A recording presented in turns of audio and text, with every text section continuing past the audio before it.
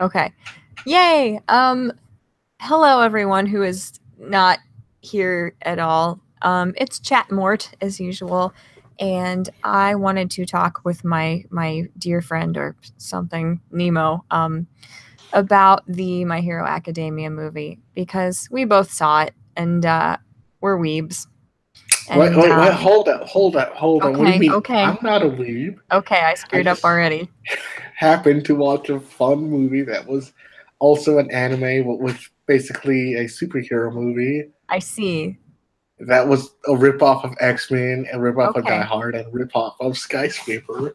That Oh, was also a ripoff of the TV show Flash. okay. But it was really fun and enjoyable, and I wish I could go watch it again.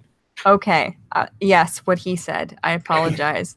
Um, yeah, so you saw it dubbed, right? Unfortunately, Aw.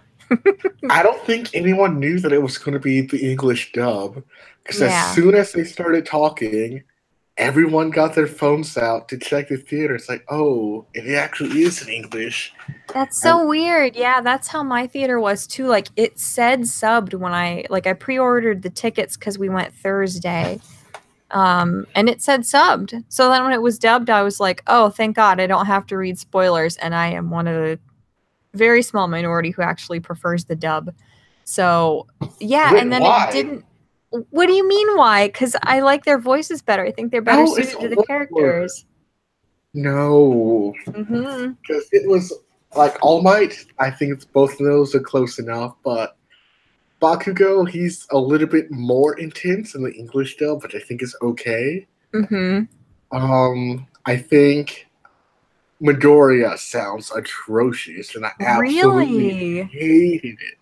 Really? Because, no, like, his normal voice got better at the end because he got used to it, but it was like, oh, this guy sounds so annoying. But when Yeah. they had flashbacks to when he was like a kid Yeah. talking to his mom, I flat out cringed so hard. I was Yeah. I honestly thought I was going to hate the movie, but luckily it got better. But Yeah. no, I wanted to watch it again yesterday because that's the Japanese dub, and Mm-hmm. Mm-hmm. unfortunately it wasn't. So, Yeah. how did that sound in comparison to the English? Um, it's one of those things like I've mostly just been watching dubbed anime lately just because I'm lazy and I want to be like screwing around on my phone or folding laundry or something while I'm watching, so I can't do subs. But it was one of those things where like at first it was a little off-putting just because their voices are so different, but So you much know, better. no. But like 15 minutes into the movie I totally forgot, like with anything where there's subtitles. Um and it I wasn't bad. It was just so different. Like as somebody who like my fiance watched it and he told me I should watch it. And then I didn't get around to it for like half a year.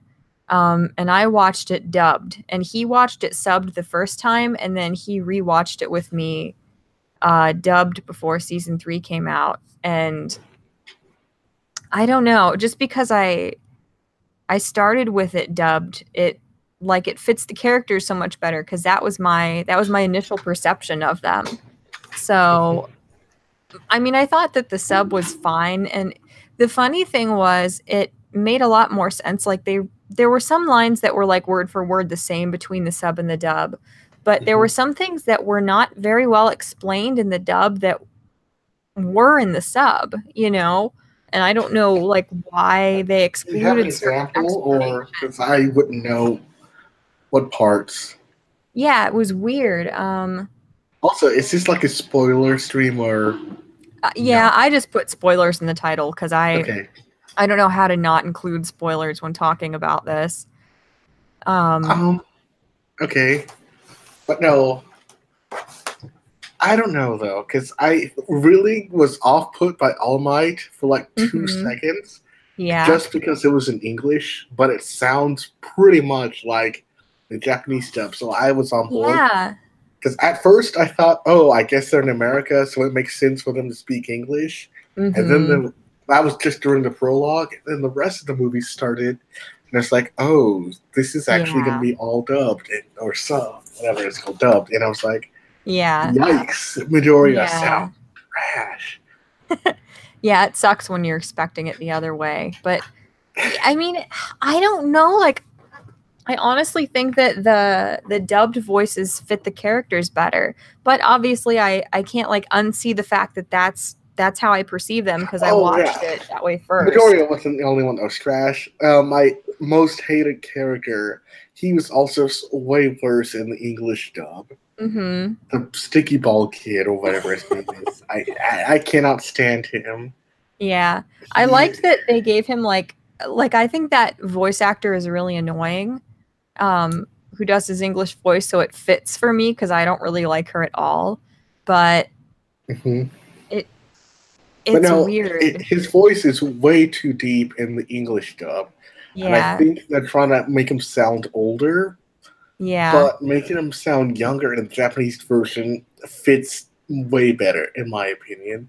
Just yeah. It was because interesting. Yeah, he's small, and I always thought that he's like one of those late bloomers, but giving him like a deep voice, and it's like, what? No, that makes no sense for him. yeah, So, and then all the yeah. girls were like awesome. I think for the women, I would probably prefer the English dub just because I Really. can understand it. Because I thought those were all fine, but Mm-hmm. most of the guys were consistent enough. But again, I think I like Bakugo better in the English I because he's definitely do. way Yeah, more intense. yeah. But from watching, I think 2 episodes ago, Mm-hmm. when 2 or 3 episodes ago, and that fight with Midoriya, I Yes. thought Yeah. the Japanese voice acting was on point. Mm-hmm. I don't see that working in the English dub for what that moment needed to be. But Yeah, that yeah, I aside, really want to see the sub because I obviously I watched it dubbed and I like everybody online was talking about how good the original voice actor did, yeah, showing that's how I that. got spoiled because I didn't know the show had started back. So I saw Yeah. that clip, at least part of it, and it's like, wait a second, this Yeah. isn't like an older thing. So it's like, oh, I need to go get rewatch. That's what I think a Yeah. DM do. Wait a second, when did this start back up again? Yeah, that sucks. But yeah, that's what I saw that people were just fawning over how well the original voice actor good I'm sorry, Hmm? portrayed that raw emotion. And just from what people said about it, I don't think that the English voice actor did as good. Like, I doubt it. I mean, I think he did a good job. I think his voice is really well suited to Bakugo's character overall, but I think like whatever if he's like using a really like deep inflection of his voice to do Bakugo's character, that would kind of explain why he wasn't. I don't know. I don't really feel like he portrayed it as well as people are saying the original VA did. Yep. But enough about the voice acting. Let's talk about the film itself and how it's literally a copy off of X-Men Die Hard. Do we have to?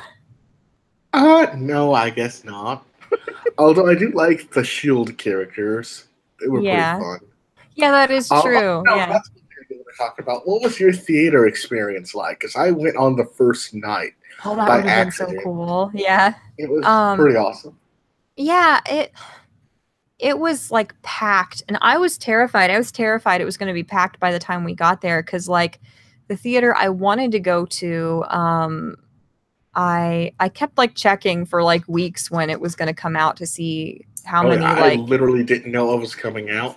I just yeah. opened up my AMC app. Oh, there's a My Hero Academia movie? Oh, it's Yeah. like tomorrow. I guess I'll go. Yeah. Um but like the first theater I wanted to go to, they like you get to reserve your seats ahead of time. So I looked at the thing and I'm like, sweet. And then I looked at it a little longer and I'm like, wait, oh, the fact that the two front rows are different colors means they're the ones that nobody picked yet. So I was like, well, frick. So I went to a different theater and I just told my fiance, like, we have to get there like an hour early because I'm not sitting like between a bunch of like, you know, sweaty, like mouth breathing, basement dwelling weebs while you're on the other side of the theater. Like, I want to Yeah, be able to sit together. that's So, one thing that was noticeable because where I'm from, I wouldn't expect a lot of weebs, yeah. especially that stereotype. Because, there's like the male weeb, then you have Mm-hmm. the black weebs, and then you have like the anime cosplay people. And Yes. there were a lot more black people there than I actually thought it was going to be. Not just because it's where I live, but I Yeah. just didn't assume. Because I know black people love Dragon Ball Z. They love Yeah. Naruto. I Yeah. didn't really think that, oh, there's might be a large black following of this particular show. So Mm-hmm. it was like 2 or 3 large sections of like a group of friends that were like Aw. not your average black nerd. They were like actually like normal black people that were Yeah, there. like It's like, oh, I guess well-adjusted they adults. Yeah. all for blacks, that is. And then you have like your high school group of girls. And it was like a whole group that were like dressed up as all the main characters. And they were Aw, yeah. I would have asked to take a photo with them, but it's like, no, these girls are definitely in high school. I So it's don't like, want to be weird. Yeah.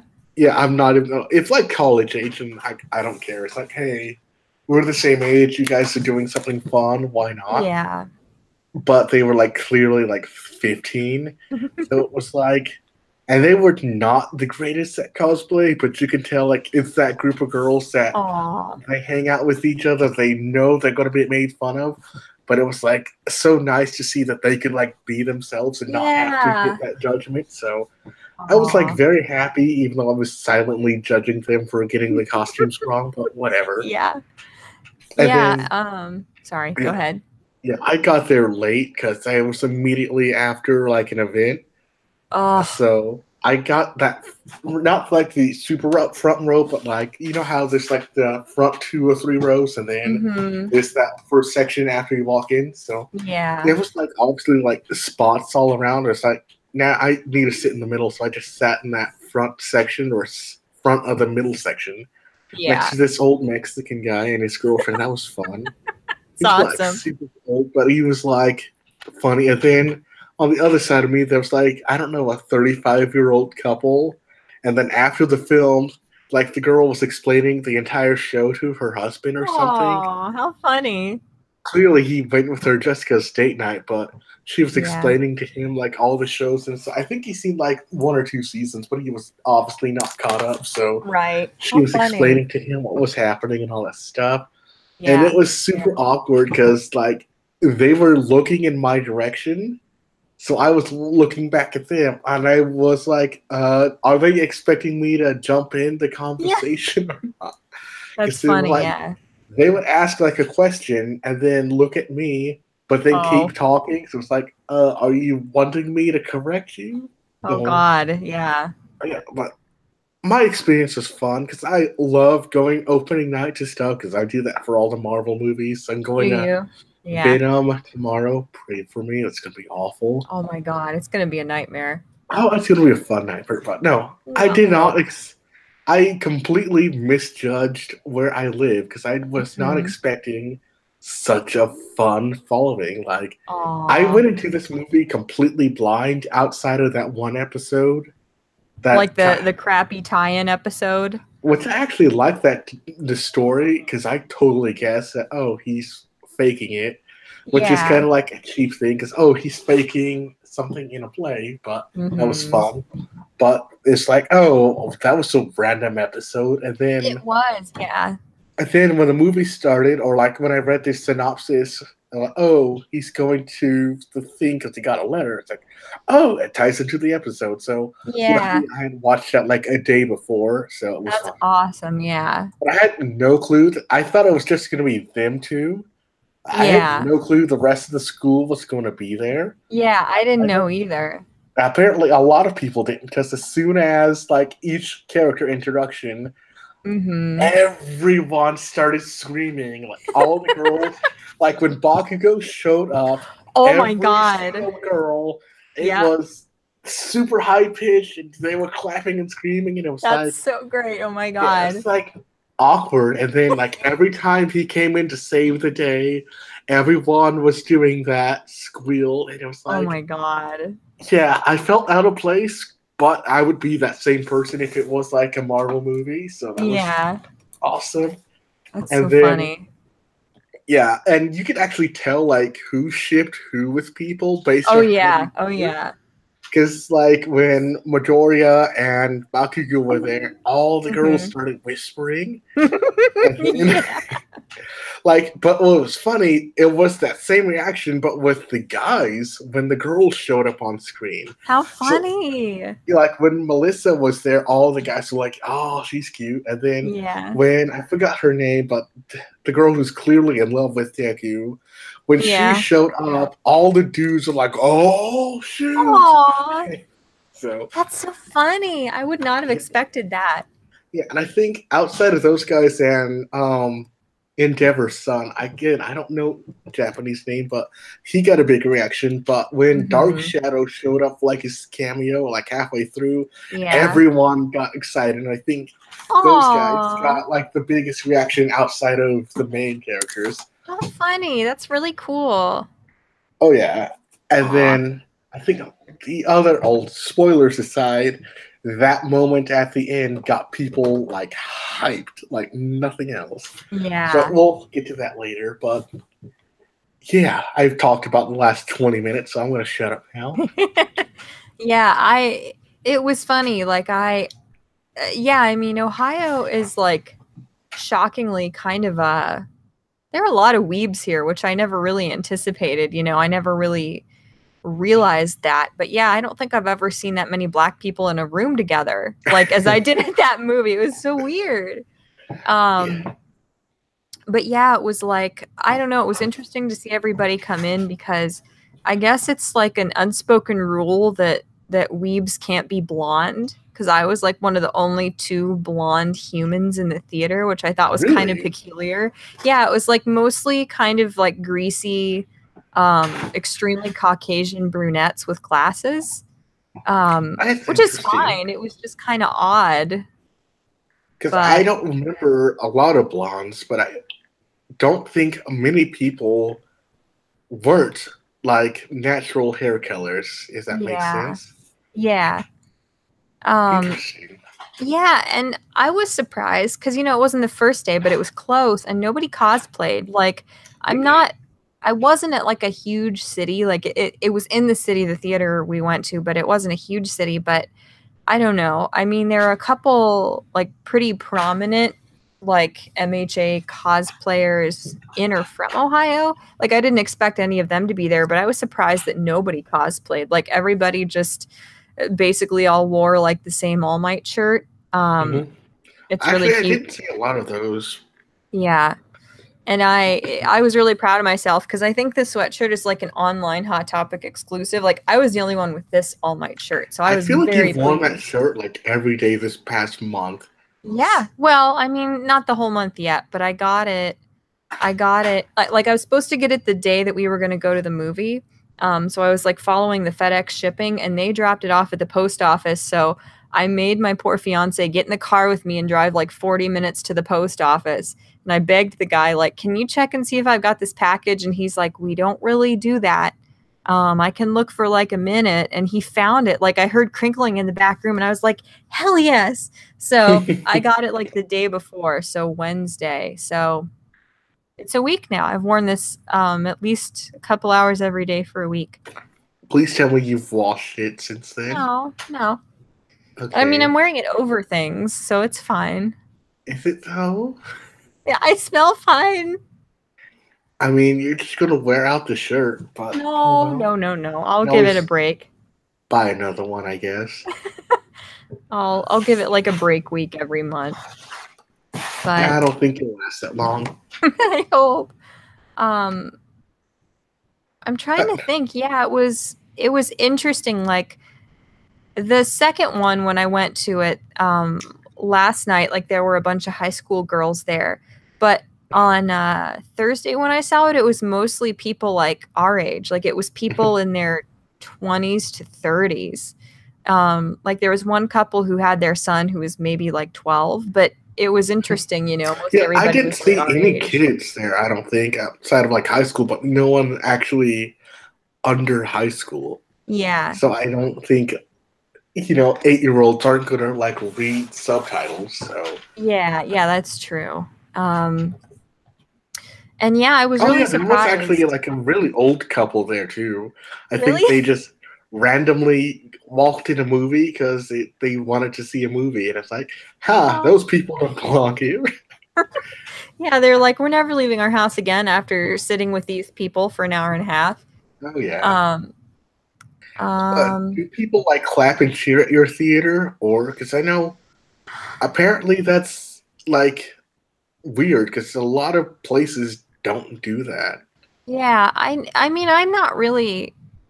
I don't think I'm really at many movies where that happens. Every once in a while, I will be, but I mean, it happened a tiny bit. Like, obviously, when Bakugou showed up, a bunch of people screamed, mostly female, so that was good. But like, I mean, toward the end, there were a couple people, like when there were a couple violent things, people like shouted or gasped and Oh were yeah, shocked. And I was surprised by that as well. yeah, Not I the was shocked violence, too. 'cause, Yeah. I'm just assuming since the film was PG-13, right? So Hmm. they can get away with blood and violence that they couldn't on the show. Yeah, but So I I still think, was not expecting that. oh, Like, I totally called it a mile away because it's a freaking comic book movie. oh But no. people, I Um, guess, like when women got hit, there was a lot of gasp, and it's like yeah. you do know they like punch each other all the time. Yeah, like Like that's the show, females right? died on the show, so it's like I guess they hated that moment. But oh yeah, there was Yeah. like one moment when Deku or Midoriya took out the two guards on the stairs. Mm-hmm. Everyone got like super hyped about that. It's like, Really? yeah, because it's like, oh, I guess he'd never fought normal people, so just completely knocking Obliterating them the hell them. out in like 2 seconds was like really Yeah. exciting to people. Yeah. Oh yeah, and that one moment when after the girl got cut and Mm-hmm. he just decks that guy and he sends him flying, like everyone was like hype about that. So That is so cool. How funny. Yeah, I mean, it was kind of like that um at our theater. I don't think to that level, but and it was funny, like a couple of the parts toward the end that were really, really emotional. Like there were people like sniffling all around me, which I oh don't know, yeah. I'm just not used to that. It was funny. Oh really? That's Yeah. interesting. Because I like when I saw Infinity War, since you haven't seen it yet, there is a moment where everyone was crying, and you could like literally feel everyone Oh, having that shared emotion, and it was almost like wow. that for this film. But knowing that, oh, this is like in the middle of seasons, and we know no one dies, you Mm-hmm. kind of have that moment. But then when the two characters that weren't in the rest of the show were in danger, Yeah. everyone freaked out because they're like such lovable characters. Even Right. when, Yeah. spoiler alert, it turns out the good guy was actually kind of the bad guy, Mm-hmm. but he redeemed himself. That Yes. was the moment everyone was like, oh shoot, because gun violence. Yeah. Yeah, I felt like, I mean, I know that there is some like gun violence in the show, I guess. Like obviously law enforcement is referenced when there are villain attacks and stuff, but it still just feels like cheating, when somebody just pulls out a gun and starts shooting people, you Yeah, know? and I think Like, that actually made it very real for this movie because, yeah. oh, it's not like they're punching each other and, oh, that's not like a quirk power. It's like, oh, that weapon will actually damage these characters It's because, very final. Yeah. yeah. So it's like, oh, they got beat up and they can just see the nerves again afterwards. But it's like, Hmm. oh no, he's actually bleeding out pretty badly. He's Yeah. not coming back. Yeah, he might be having a bad day there. Oh yeah, Yeah. tis only a flesh wound. Yeah. No, let's start at the beginning and go through the film. So, what did you Okay. like about this movie? Because I Um, thought, yeah, go ahead. oh, just everything. You go ahead. I was just gonna say everything and maybe try and think of some specifics. All right. Because, like he said, I had no idea that the entire school was going to be at least most of the school, and then those that Yeah. weren't had a few cameos. Yeah. But I was like legitimately shocked because I just thought it was going to be All Might and Midoriya having like a buddy buddy story. Yeah. And when everyone else showed up, it's like, oh, it kind of felt like an extended episode, but it was also like, this is still a movie, so things are different. Yeah. I can't say I'm a fan of the art style in the film, because Really? whenever they would cut back to the flashbacks of the TV show, it's like, oh, That's like a huge improvement in quality. So I don't know how that works, but Yeah. Yeah, it was interesting.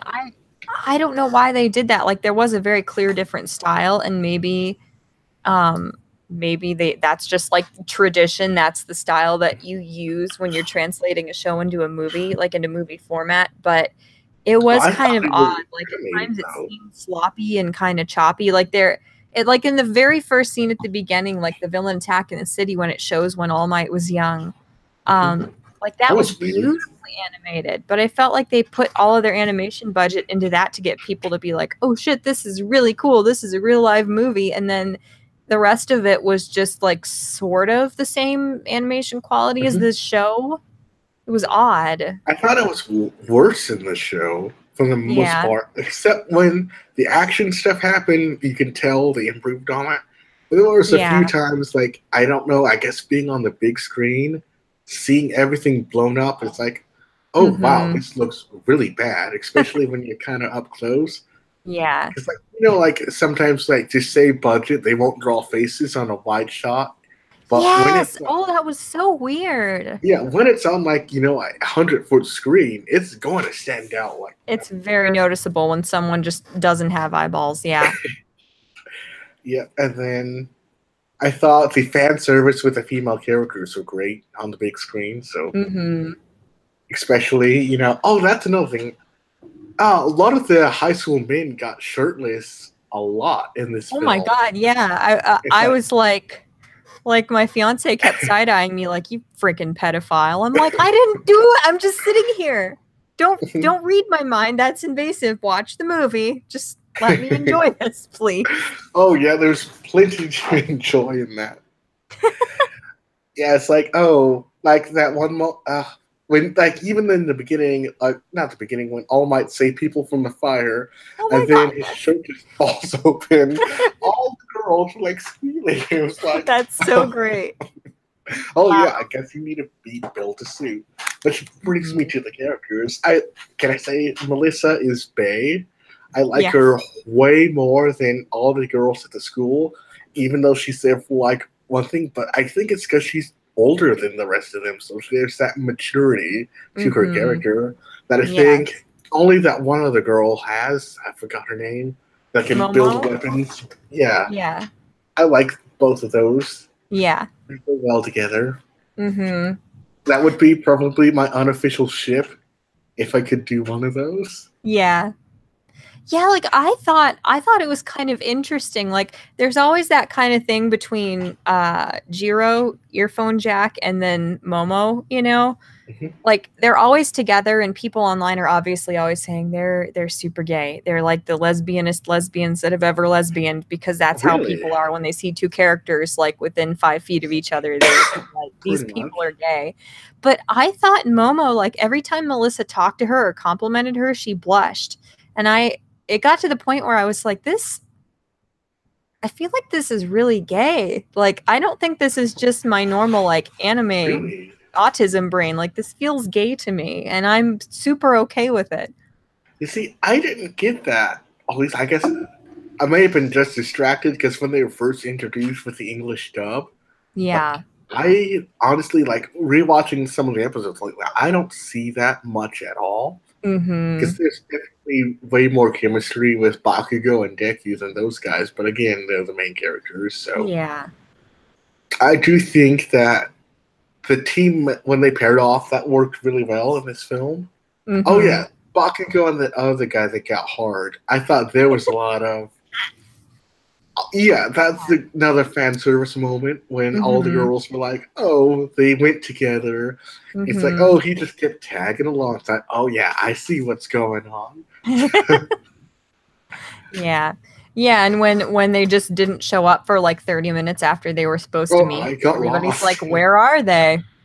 They somehow got to the 80th floor looking for a room. That sounds like something I would do, to be honest, but Yeah, no, they're totally going to be a thing.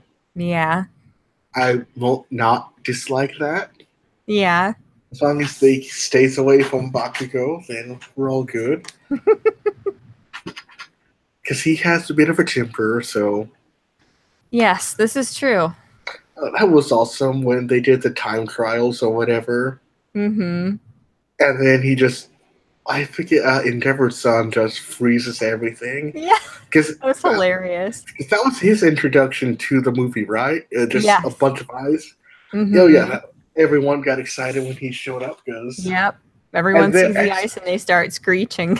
oh yeah, and the explanation for why people are in the film made a lot of sense. It's like, oh, Yeah. like half of these people have relationships to other heroes, so yeah, naturally he'll Mm-hmm. be there. And I Yeah. feel kind of stupid for not like, oh yeah, duh, of course he'll be there. I know, but yeah, I was still surprised that they were there. I don't know why, but that was one thing that was interesting. Like it was just a very subtle difference, but like in the dub, obviously, Endeavor's son Todoroki says that he's there because his dad's invited. Mhm. But like in the sub, he specifically states that he's there in his dad's place, like to represent his dad. And that's one of those things it's not relevant to the plot, but it's just one of those things where I'm like, why did they choose wording for the English dub that changed the meaning of that statement? You know, I mean, I know it's not relevant to the movie whether Endeavor was there somewhere or not, but I mean, you would have thought he would have showed up at some point in the movie fighting the villains if he was there. So it makes more sense in the sub, you know? And that was one of those few things where I'm like, I don't understand unless they were just too lazy to like edit the animation to make sure that the lip syncing would fit with the number of syllables. Like, why would they change that? Interesting.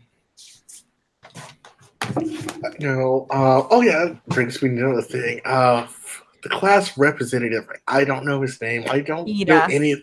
Yeah, Ida. I thought. Ida's my boyfriend, yeah. Oh yeah, I saw your drawing of the Sims creation the other day, and it's Yeah. like, huh, this is actually really intriguing. So I Aw. watched all of it. It's like, Aw, thanks. even though he looks like a Sim, it still looked like the character. But I thought his voice acting was on point.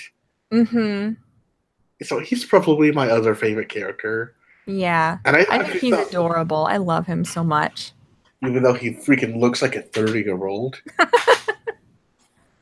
Yeah. Yeah, who else was awesome in this movie?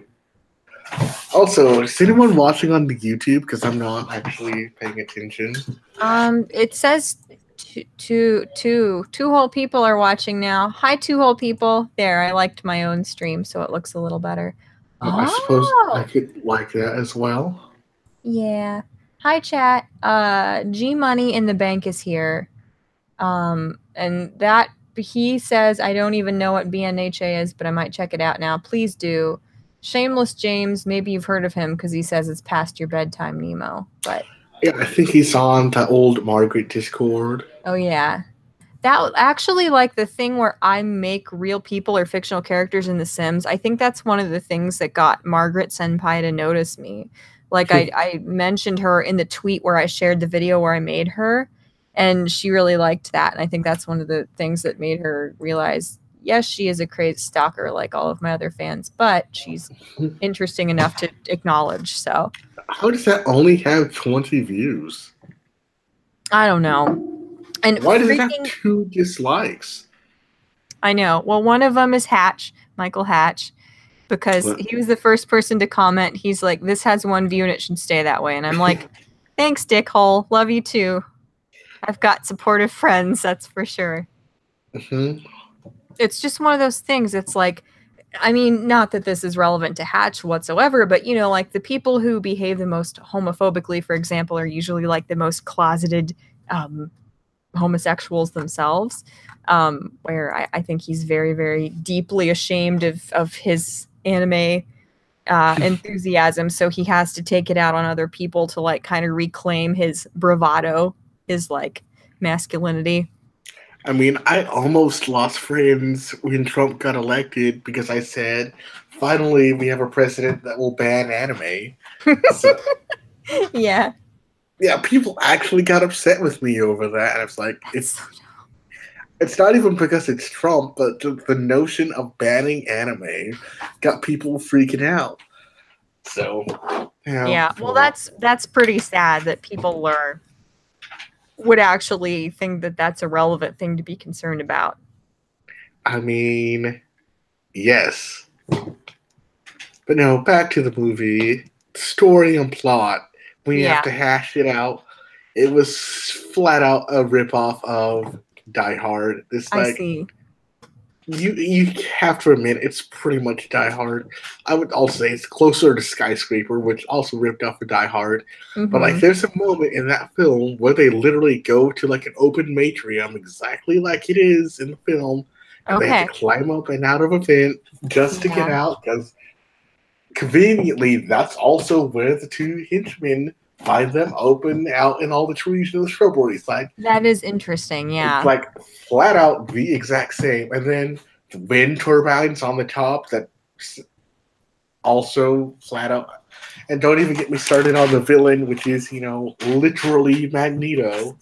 Well, it is like, yeah, one of the things that they could have done differently is like the atrium itself was not relevant to the movie. It could have been any kind of room that they ended up in.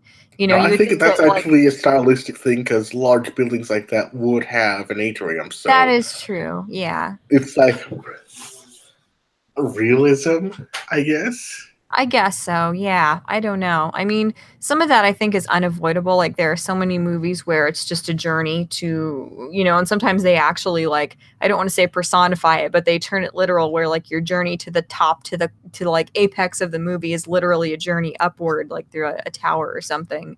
Um, Hashtag Die Hard. well, yeah, I guess so. But I don't know. It also, I guess the movie that I thought the most of because I live under a rock and there are so few movies I've seen. I've seen like two of the Die Hard movies, I think. I just thought of the third Pokemon movie where they were in that like tower. They were trying to like rescue the little girl at the top of the tower and they were just like going through all these different strange worlds. Like the whole movie was just them climbing stairs. Like that's almost becoming a trope now that, you know. It's like, I guess it's almost like a ship in a bottle type thing where you're stuck in Mhm. like a room or a building and you Yeah. have to find your way out because that's been a thing. Yeah. I didn't like All Might and all the heroes being taken out the way they were taken out Yeah. in the movie. It felt like all of them were severely depowered. Mm-hmm. If you would think, oh, a bunch of heroes would be there, they're not going to be taken out that quickly. Yeah. But in a show where it's not like comic books where once a villain is captured, they pretty much stay captured, kind of Yeah. makes sense.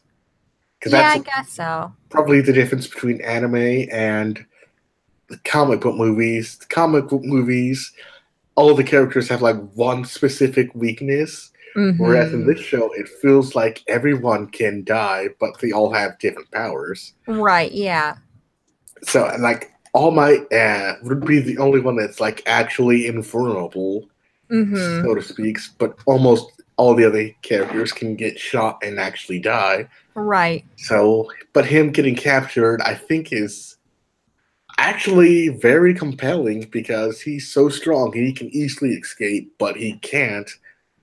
And that's why he has to trust the other characters. And then not only that, based on when this show takes, or at least the film takes place, his secret is Mm-hmm. not revealed to everyone. So Right. that was like really, I dare say, tension building when Yes. he's every now and then you see this team and it's like, oh, what's going to happen? Yeah, like Because he's really struggling. Yeah. I think that kind of took away from the ending a bit when he's like, oh, I can barely hold on. But then you And then he managed to has, hold on for this spectacular fight. Yeah. which was amazing, but I Oh my wish, God, it was so good. I almost wish he, I don't know. But no, that fight was great, but we'll get to that later. Yeah. Um, the assistant, he was weird to me. Mm-hmm. And I don't like what he did later, but the relationship between All Might, his niece, and David was awesome. Yeah. Yeah, I liked that a lot. Yeah, And it I like really that made Dave me. got much hotter when he was older. He went from just this goofy looking Chad to like the glasses, the facial hair. But he also didn't have a dad bod, so Well, it's a yeah. no from me. Yeah, I really liked that though. Going back to what you said though, yeah, it did feel weird that the heroes were all, you know, kind of being held hostage in that way. Cause like you think about how All Might has this track record of like, you know, he always saves everybody and he always finds some way to overcome. But it was interesting because again, it was symbolic, I think, of Deku and, you know, his like class, their generation sort of taking the mantle. Um, you know, and the responsibility being passed on to them. And like part of me wished that they would have gone back to All Might a little bit more to like emphasize the fact that he was really, really struggling to like maintain his muscle form. But Mhm. then at the same time, it's like what could they have done that they didn't do? You know, just like him thinking for a little bit like this is really not a good situation. I believe in you, young Midoriya. And then he like, you know, like clenches his muscles and the steam goes away. Like had they revisited that too many I more thought that times, would like there was nothing have else they okay. could have really done there. So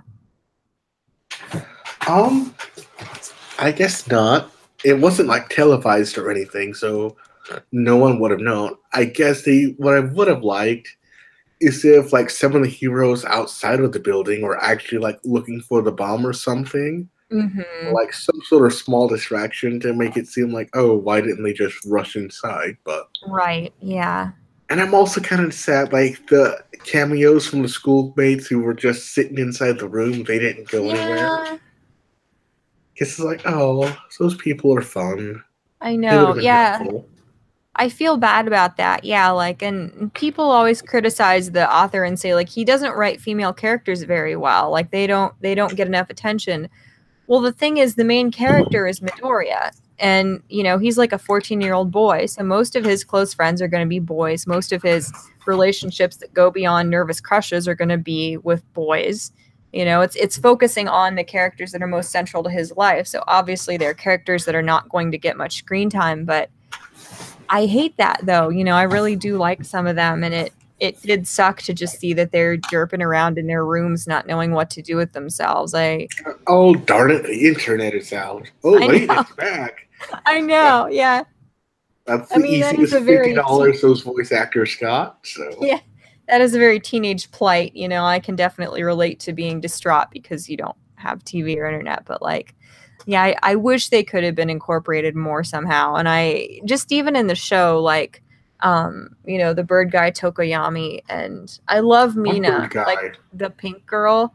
I want to marry Mina. She is so cute. And I wish they were I really wish they were included more. But I feel like do you remember the episode when they were doing their internships and the frog girl Sue was with the like navy type people, like they did a whole Mhm. episode that was just like character development for her. Like I feel Yeah, like they're going to keep doing that as the show goes on. Like he's going to find ways to like kind of go off on these side stories to expand on the other characters a yeah. little bit. I think the one person that has like zero screen time is that invisible girl.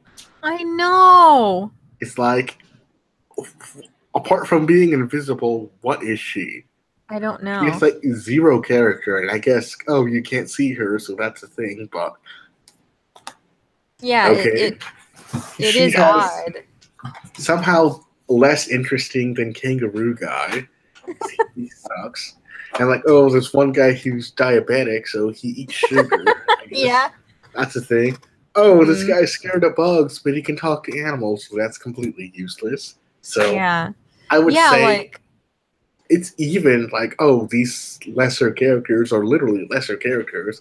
It just so mhm. happens that there are a lot more male characters who have important roles, even though the female Right. characters that don't have an important role suck just as much as the guy characters that don't have a role. So Yeah, like I feel like he should give those characters more screen time or more character development because I feel like some of them with just these goofy, flimsy quirks that really don't seem like they would qualify you to be a superhero in any capacity. Like, I feel like he sticky should make ball a guy. case. Yeah, like he should make a case as to like what specifically about their quirks makes them hero material or like what about their personalities or you know, maybe Invisible Girl is like super strong or something, or there's some like weird twist to her invisibility, but it just seems very odd that they're like in the same class with people who are so strong, like Todoroki and Like they're clearly Midoriya. class B or F students. I know. Yeah, like there are people in class B that are so much stronger, I would think, that have so much more potential. So Yeah, it but does it's kind of like, feel like he just picked like sort of like hero quirkiness. mutation tropes and just like threw them in there, Yeah, you just know. kind of X-Men. Because it's literally a school for gifted students, so. Well, I suppose it might be, yes. But no, like, how do they pass anything? Because, like, even, like, the most recent arc, like, oh, I guess Invisible Girl would be able to tag 3 people. Right. Because, oh, why is there, like, random floating buttons around? I guess someone is a telekinetic quirk. Oh, wait, she's actually invisible, so that makes Mm-hmm. sense. But Yeah. then you have like Kangaroo Guy. I guess he's somewhat strong and can kick people, Yeah. but that's like a Class B sidekick. Sugar Rush Guy can be good when he's, you know, not in a coma, I guess. Yeah. But no, I think the characters in the film that actually did stuff warranted it. I Yeah. really wish Dark Shadow, whatever his guy, that guy, Tokoyami, yeah.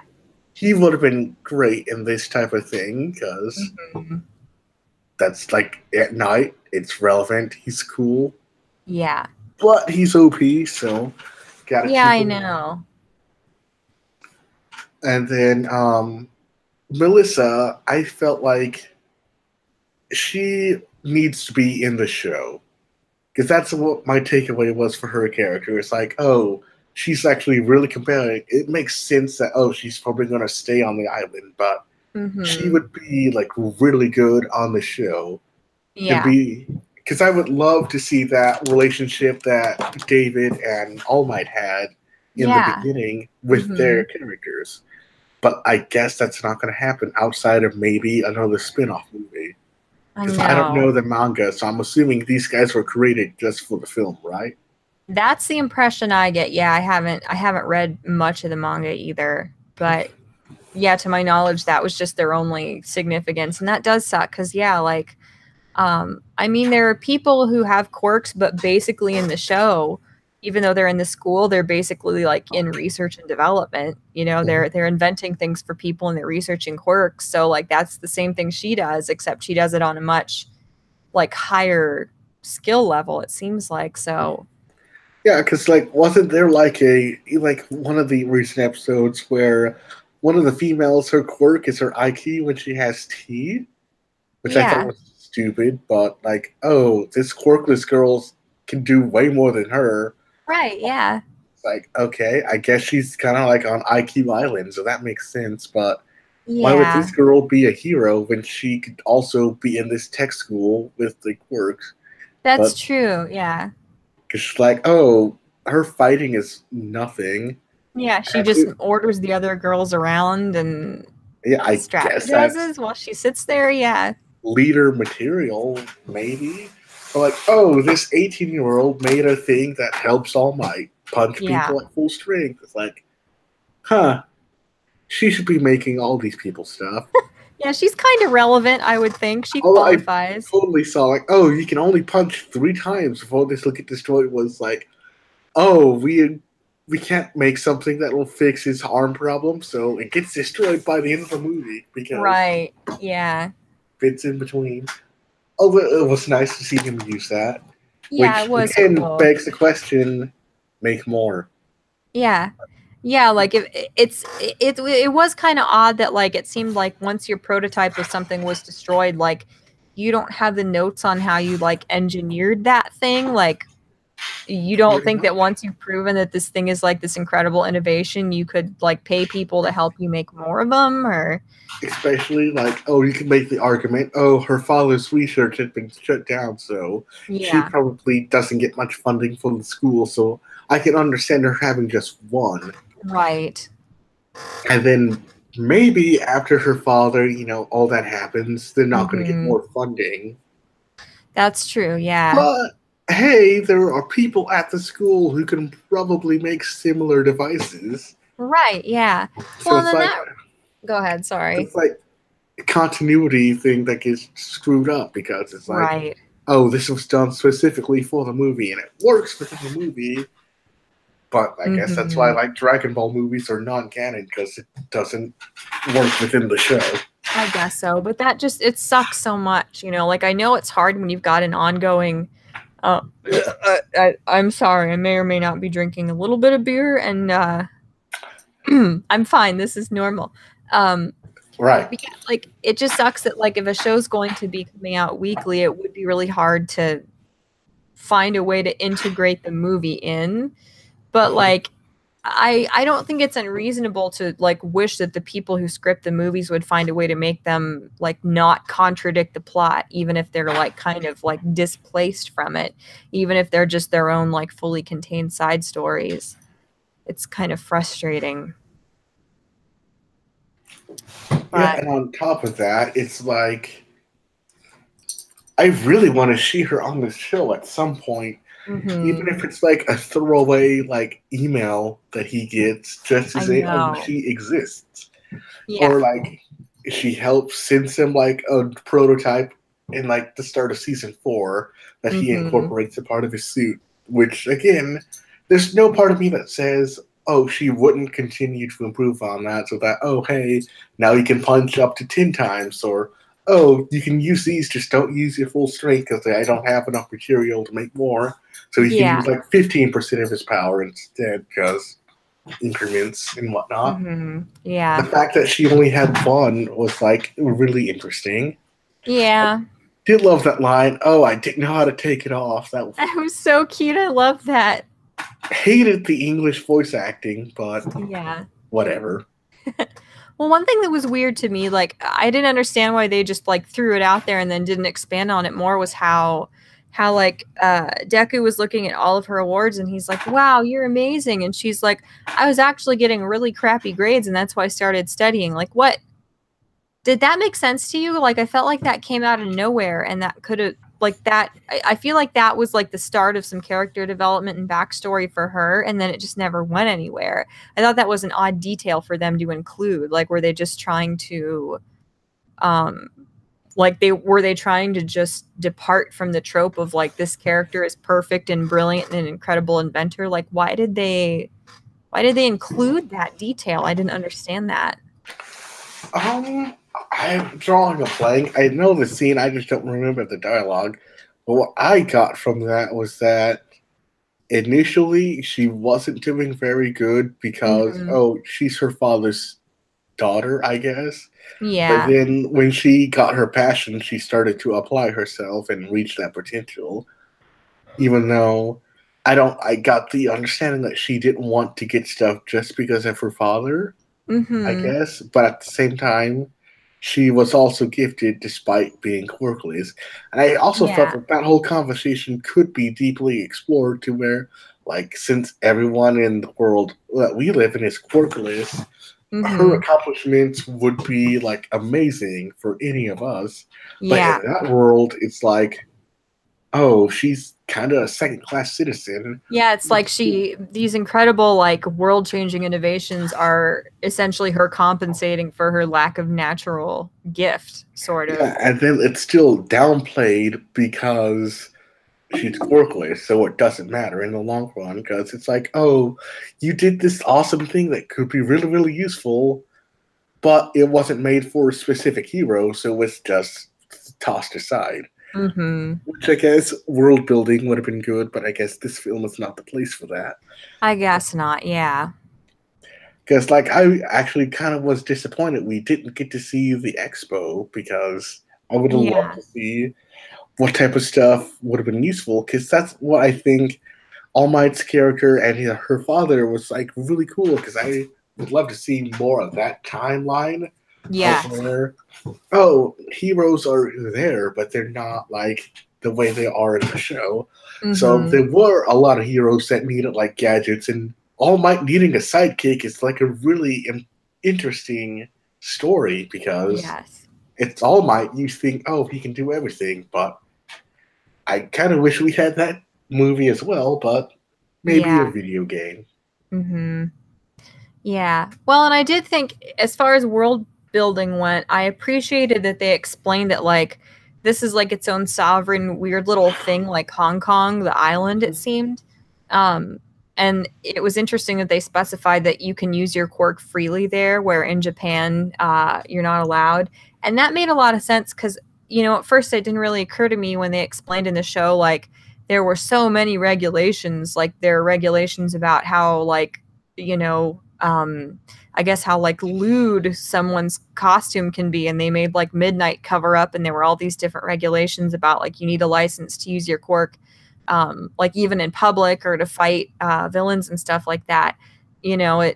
It gave me some As that perspective that person from didn't occur Texas, to that me. completely makes no sense because hashtag open carry is like, oh, but at the same time, this girl can literally make a cannon out of her arm. You Yeah. kind of want to regulate that. Yeah. Yeah, but I appreciated that they explained that like not everywhere in the world is it like that, and it occurred to me that, oh yeah, the story's taking place in Japan.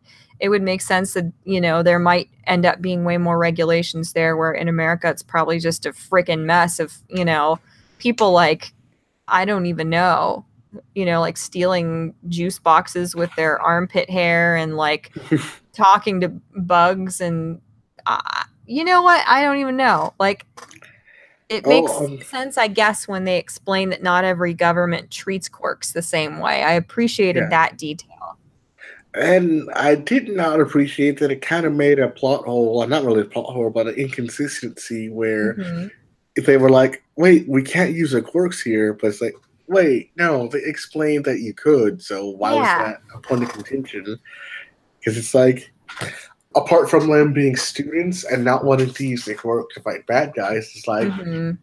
you could, I guess, assume, oh, they were still thinking they were back in high school, but like, Yeah, that no. does seem like a big plot hole, though, doesn't it? Well, not a plot hole, it's just an inconsistency, but Yeah. they inevitably, like, oh, we don't want to hurt anyone. And then Bakugou shows up and just blasts people because he's not even Yeah. part of that conversation. That was good because he can, like, totally tell, like, he would not have listened in the Right. first place. I did feel like, though, they were all weaker in this Hmm. movie than they were on the show just because, oh, I guess it's in between seasons. So it's like, oh, that's kind of unfortunate because a lot of their growth and honing their Krogan special moves would have been like really useful in the film because, like, Yeah. oh, there's a bunch of robots, and then like that electricity guy does his thing. It's like, oh, season 3 that would have like destroyed all of them, but his Yeah. character here was like, oh, now he's an idiot now. Oops. Yeah. I love him so much. Yeah, and like Momo or whatever her name is character not being able to make a lot of stuff is like, oh, yeah, I guess she didn't have that development yet. So, Hmm. Yeah, but and that was interesting. And then it was like she was able to. It seemed weird that she, as the movie progressed, then like after she was totally tapped out there, then after just a short amount of time, in which everybody was trying to travel to where the ultimate fight scene is, like at the top of the tower. Like in that short amount of time when she's exerting all this effort to get there with the rest of the kids, like all of a sudden she can kind of start making stuff again when she gets there. mhm, I don't know. I without thought that was even odd. replenishing, it's more like, oh, we still need these people here. I guess like everyone gets a second wind type of thing, Hmm. especially All Yeah. Might, who got like Yeah. a fifth or sixth win by that point. I know. Now let's talk about that fight. That was probably the most comic book movie fight I have ever seen in an anime. But Yeah. I'm okay with that, except for how it ended when both All Might and Deku punched the guy in unison. Like Hmm. everyone's like, "Oh yes, Plus Ultra," but that reminded me of the Flash TV show where that exact same thing happened. Lightning Did and it all, really? both of them running up and then punching the thing in slow motion. It's like, oh, that just completely killed the moment for me because that season of that show was awful. It's Yeah. like, it makes sense because, oh, two heroes and, oh, they're doing things in unison and Yeah. poetry and all that stuff. I did feel like Bakugou watching that was a little bit, again, inconsistent to his reaction later on in Mm-hmm. the show because, he would have realized that then when that happened. Yeah, that is true. I feel like all of the characters were like, oh, hold up. Yeah. Both of those guys are doing the exact same thing, and no one noticed that, especially Bakugo, who would have definitely been pissed off that he wasn't the one fighting with All Might. He's just Yeah. kind of standing there. Him That is and true. Yeah. because I feel like those two people would have been way more involved. Because I can understand like everyone else not being able to keep up. I feel Yeah. like those two characters would have been able to keep up, especially Mhm. when. Because I guess they did a thing when All Might was going on his own, but yeah, Yeah. But if no, all else failed, like those two would have at least thought they would have been able to keep up. You would have thought they would have tried to help in some capacity, or I don't know. Yeah, that is true. And it was interesting because they did kind of show the moment in the movie where Dave, like, it occurred to him, it finally hit him that, oh, Izuku is, that's why All Might is losing his power. I get it now. This kid is his successor somehow. Like, they that specified that moment. But, Melissa also caught that as well. So mm-hmm. you would think, of all people, Bakugo, given their history, Yeah. would see something was up. Yes. Yeah, like I get that Melissa and Dave, like their whole lives have been spent like in the hub of like studying quirks and stuff, so maybe they would have an eye for that. But yeah, Bakugo is extremely intelligent and he, has studied All Might extensively And even by since this he was point in wee the little. show, And because this point in the show, it had been revealed that he had been starting to study Midoriya as well, if I'm not mistaken. yes, yeah. So he would have been like, hold up. You Y'all know what? did Yeah, the you're exact right. same move. Yeah. But I guess that's when, like, they had to write the movie the same time they're writing season 2, so that doesn't make sense. But Right. They then, had to, yeah. yeah. But no, yeah. That helmet, though, flat out rip off of Cerebro from X-Men. So Yeah, you have Magneto, guy that can control metal, and then you mm-hmm. have the thing that can amplify your quirk power. Straight up X-Men. There's no way around it. That is true. Yeah, that didn't even occur to me. Like, I haven't seen any of the X-Men movies in so long, and I've never like read the comics. But yeah, like there have been some other way to like, couldn't that device have? I don't freaking know. Couldn't it have been like Tracer's thing and like strapped onto your chest, or like something different to make it slightly Well, more I feel subtle, I like guess? Or there's only 3 options, really. Like, it's a drug that you take that amplifies your quirk, it hurts or you in the it's, long run. yeah, and then it's the helmet thing, or I guess,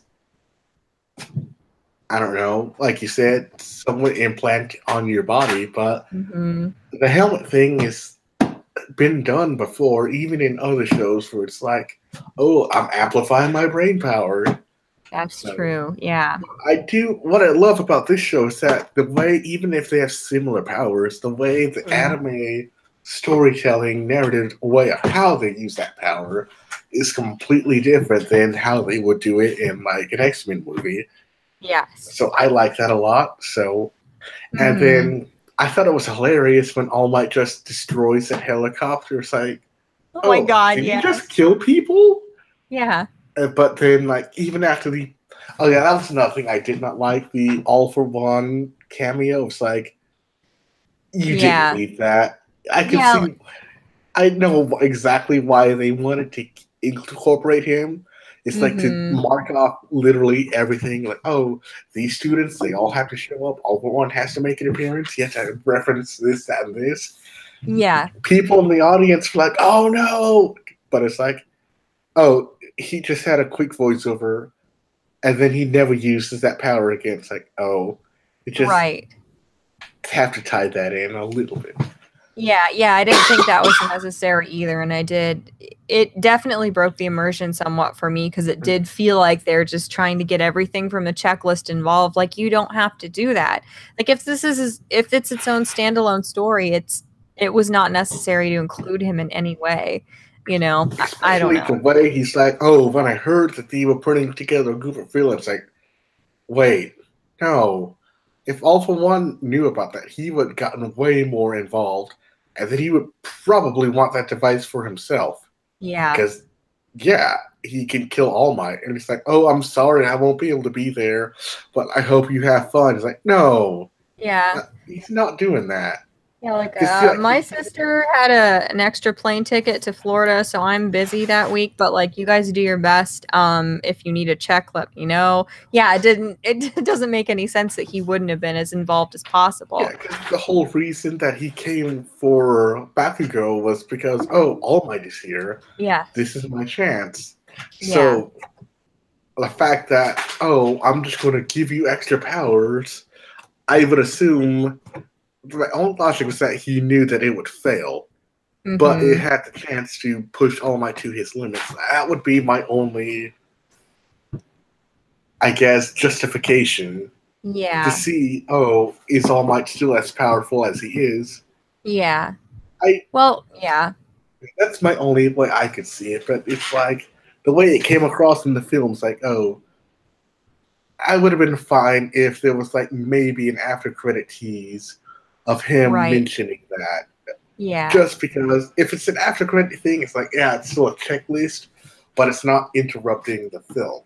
Yeah, it's not breaking your immersion or like, yeah, and I mean it would have made sense, yeah, if they had specified in some way that he thought it was going to fail, which is why he didn't want to be there. Like, had he thought that was really going to be All Might's downfall, he would have been there, no questions asked. He would have wanted to be the one responsible for it. So yeah, like, unless he knew it was going to fail and was just like funneling, I don't know, funds or something toward it to ensure that this little bit of interference would, you know, help kind of deplete All Might's ability to stay in his muscle form, that would have made more sense. But yeah, even in the sub, that wasn't something that was like fleshed out or specified in any way. Yeah, it's a cool moment though, because it's like, oh shoot. Yeah. But then it's like, oh, it's All for One. Because you can kind of see that, oh, as soon as I saw the orangish skin, it's like, oh, this better not. Oh, no, it's All for One. No, do not like. Well, go ahead, sorry. It's like when All Might was like, oh, he must have two quirks I didn't know about. That's fine for me, because that adds depth to the villain. Yes. And it's All for One, then it's like, oh. Yeah. So I guess because I actually thought that villain was way better than most villains on the show. Oh, he was really cool. I loved his power. I just loved like his swagger and the way he carried himself. He was very interesting. I also like his second in command, the guy at the computers. I like it too. But he got taken out in one punch, and it's like, oh, I guess like the leader is the only one with the cool powers. Yeah, he's just got a bunch of idiot cronies who can't really do anything except their like one task. Yeah, it's like, okay, I guess they weren't expecting kids, but wouldn't they expect heroes? Like, oh, let's assume like one hero's in the bathroom and got out, like no one could stop him.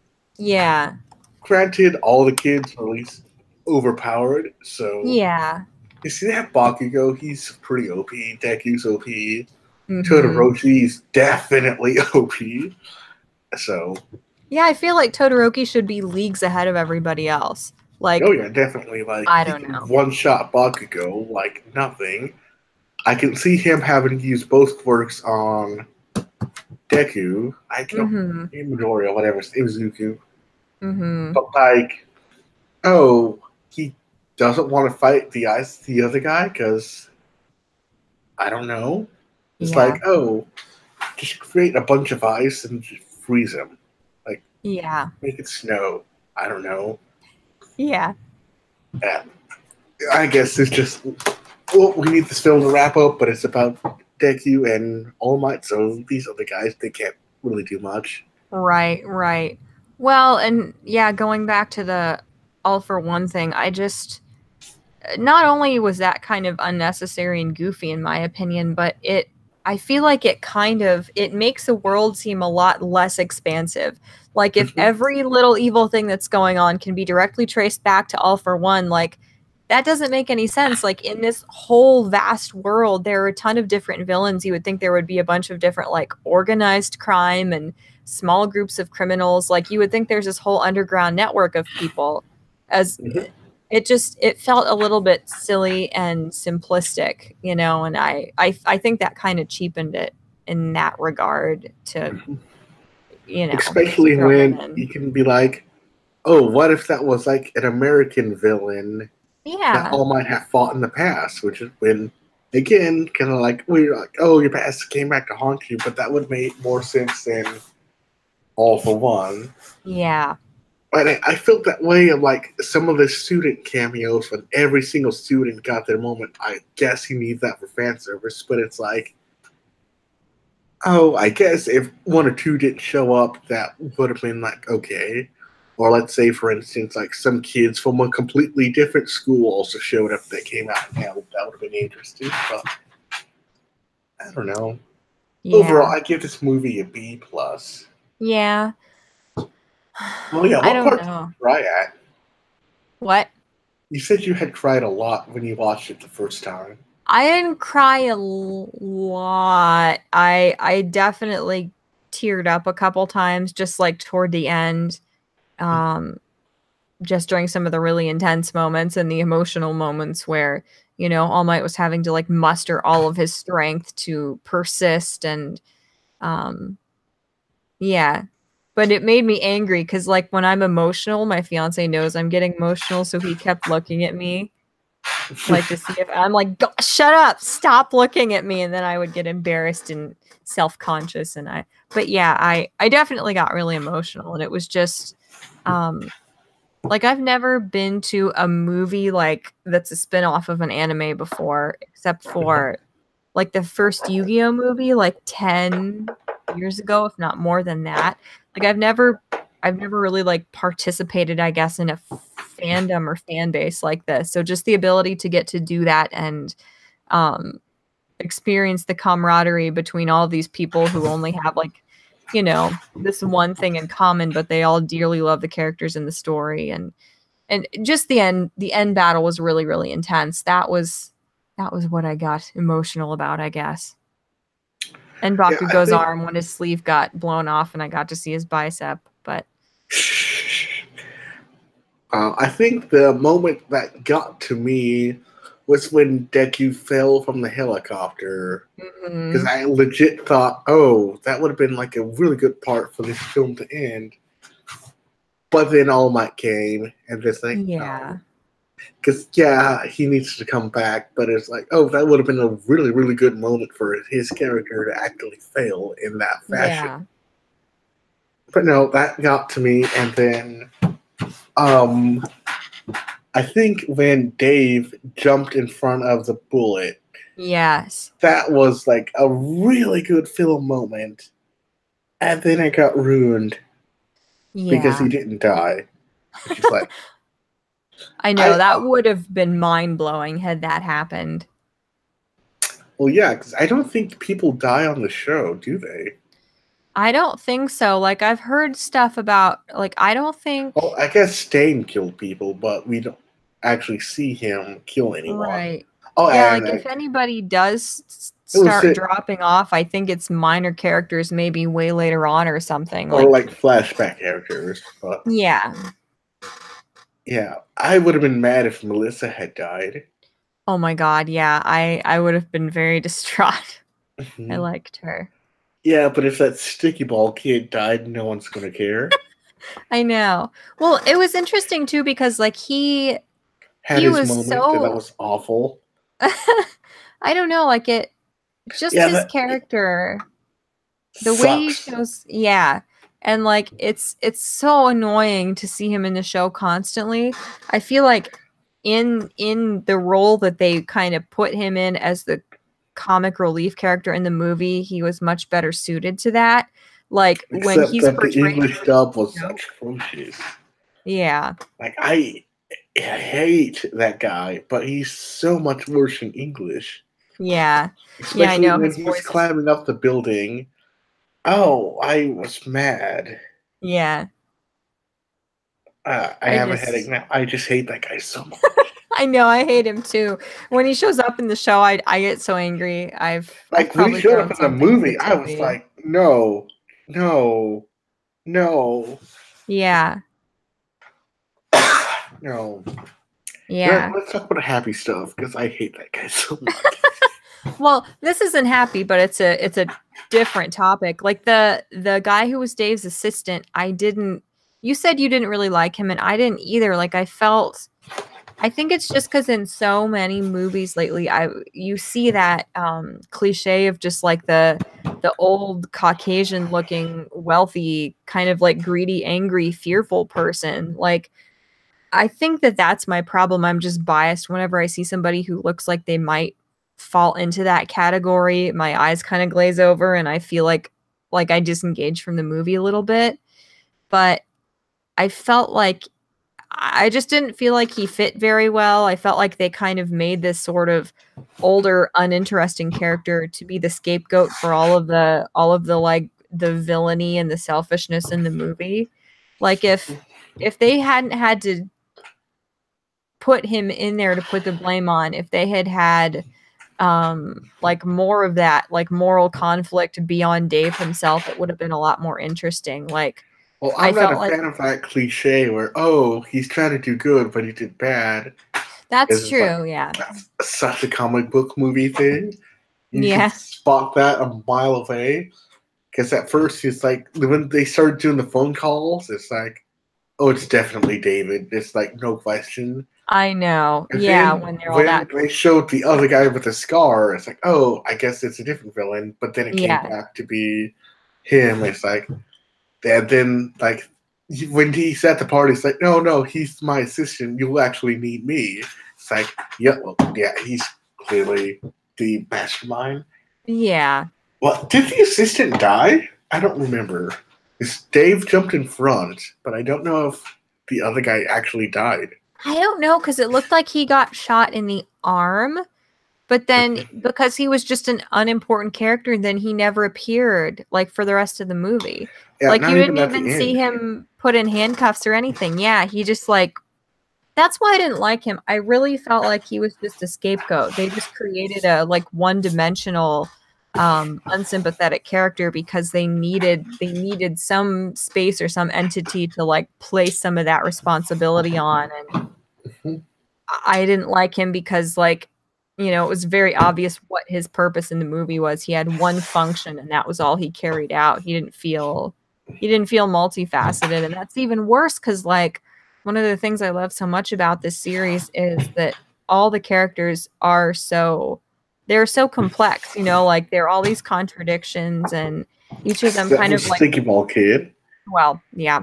But like they all like fly in the face of various stereotypes, like the sexy girl is actually very kind of withdrawn and you find out she has anxiety issues and she's very intellectual. Wait, The kid who? who's like the nasty Momo, the Oh, the okay. creation girl. Um or like Bakugou, even though he's the aggressive, short-tempered bully, he's very, very intelligent. He's got very strong principles he sticks to. He's really responsible about the things that he thinks are right. Like Yeah, so I he think it was even worse in a says he show wants like to kill that. everybody, but he actually is a pretty okay hero, Yeah. except for Yeah. his manners. Well, yeah, but I think that like that made it even more glaring. Like if this was just like any movie where you just see the character for the like length of the movie and that's all the more like dimension or character development they get, it wouldn't be as glaring like the contrast between the guy who turned out to be like, oh, this is the treacherous guy, it wouldn't have I don't think it would have been as obvious a contrast like between him and like Mhm. Dave and Melissa and all the normal characters. Do you think this movie is a good starting point for people who would eventually watch this show? Because I felt like there was a lot of recap in the beginning of the movie Hmm. just for people who don't watch the show. I really don't know.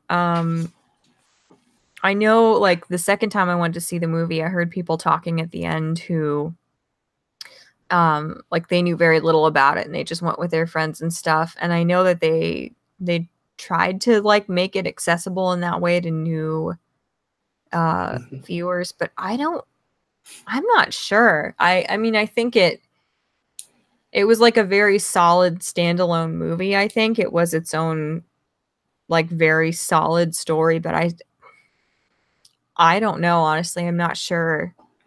Because I felt that those like 15 minutes of recap and flashbacks could have Mhm. gone to somewhere else. Especially Yeah. like I feel like the whole movie had to stop just to explain Bakugo and Deku's relationship. Because if you don't know that, the rest of the film and how their reactions doesn't work. And Yeah. then they have to explain, oh, All Might passed on his work to this guy. Mhm. But the film doesn't need it, but the audience has to know that because the Right. film doesn't work unless you understand that backstory, Yeah. Yeah, and which I is just interesting to me. So yeah. Yeah, I that's don't think there's any way they could have fit like the necessary information in to catch anybody up. Like I know they tried, but I don't know. like you have what 2 seasons of the show, and I think they don't even flashback to the second season. It's all mostly just the first 6 episodes or so. Yeah, the very basics, yeah. But then, like even like the Endeavor stuff, I don't think they've. If you don't know, oh, his dad's Endeavor, then it's not gonna make any sense that and then none of the quirks are explained Not at either, all. Yeah, that's true. except for Deku. So it's like, oh, I guess there's a fire guy, there's an ice guy, there's a speedster, and then I guess a character can float. Yeah. Yeah, that's true. Well, yeah, and in the show, every episode starting what like halfway through season 2, they gave the subtitle and they showed everybody and their quirk. Like so they almost give you more relevant information just in like a few milliseconds of every episode of the show than they Mhm. gave you in the movie. And I feel like you have to on the show because there's so many characters and quirks, and they keep Mhm. introducing new people.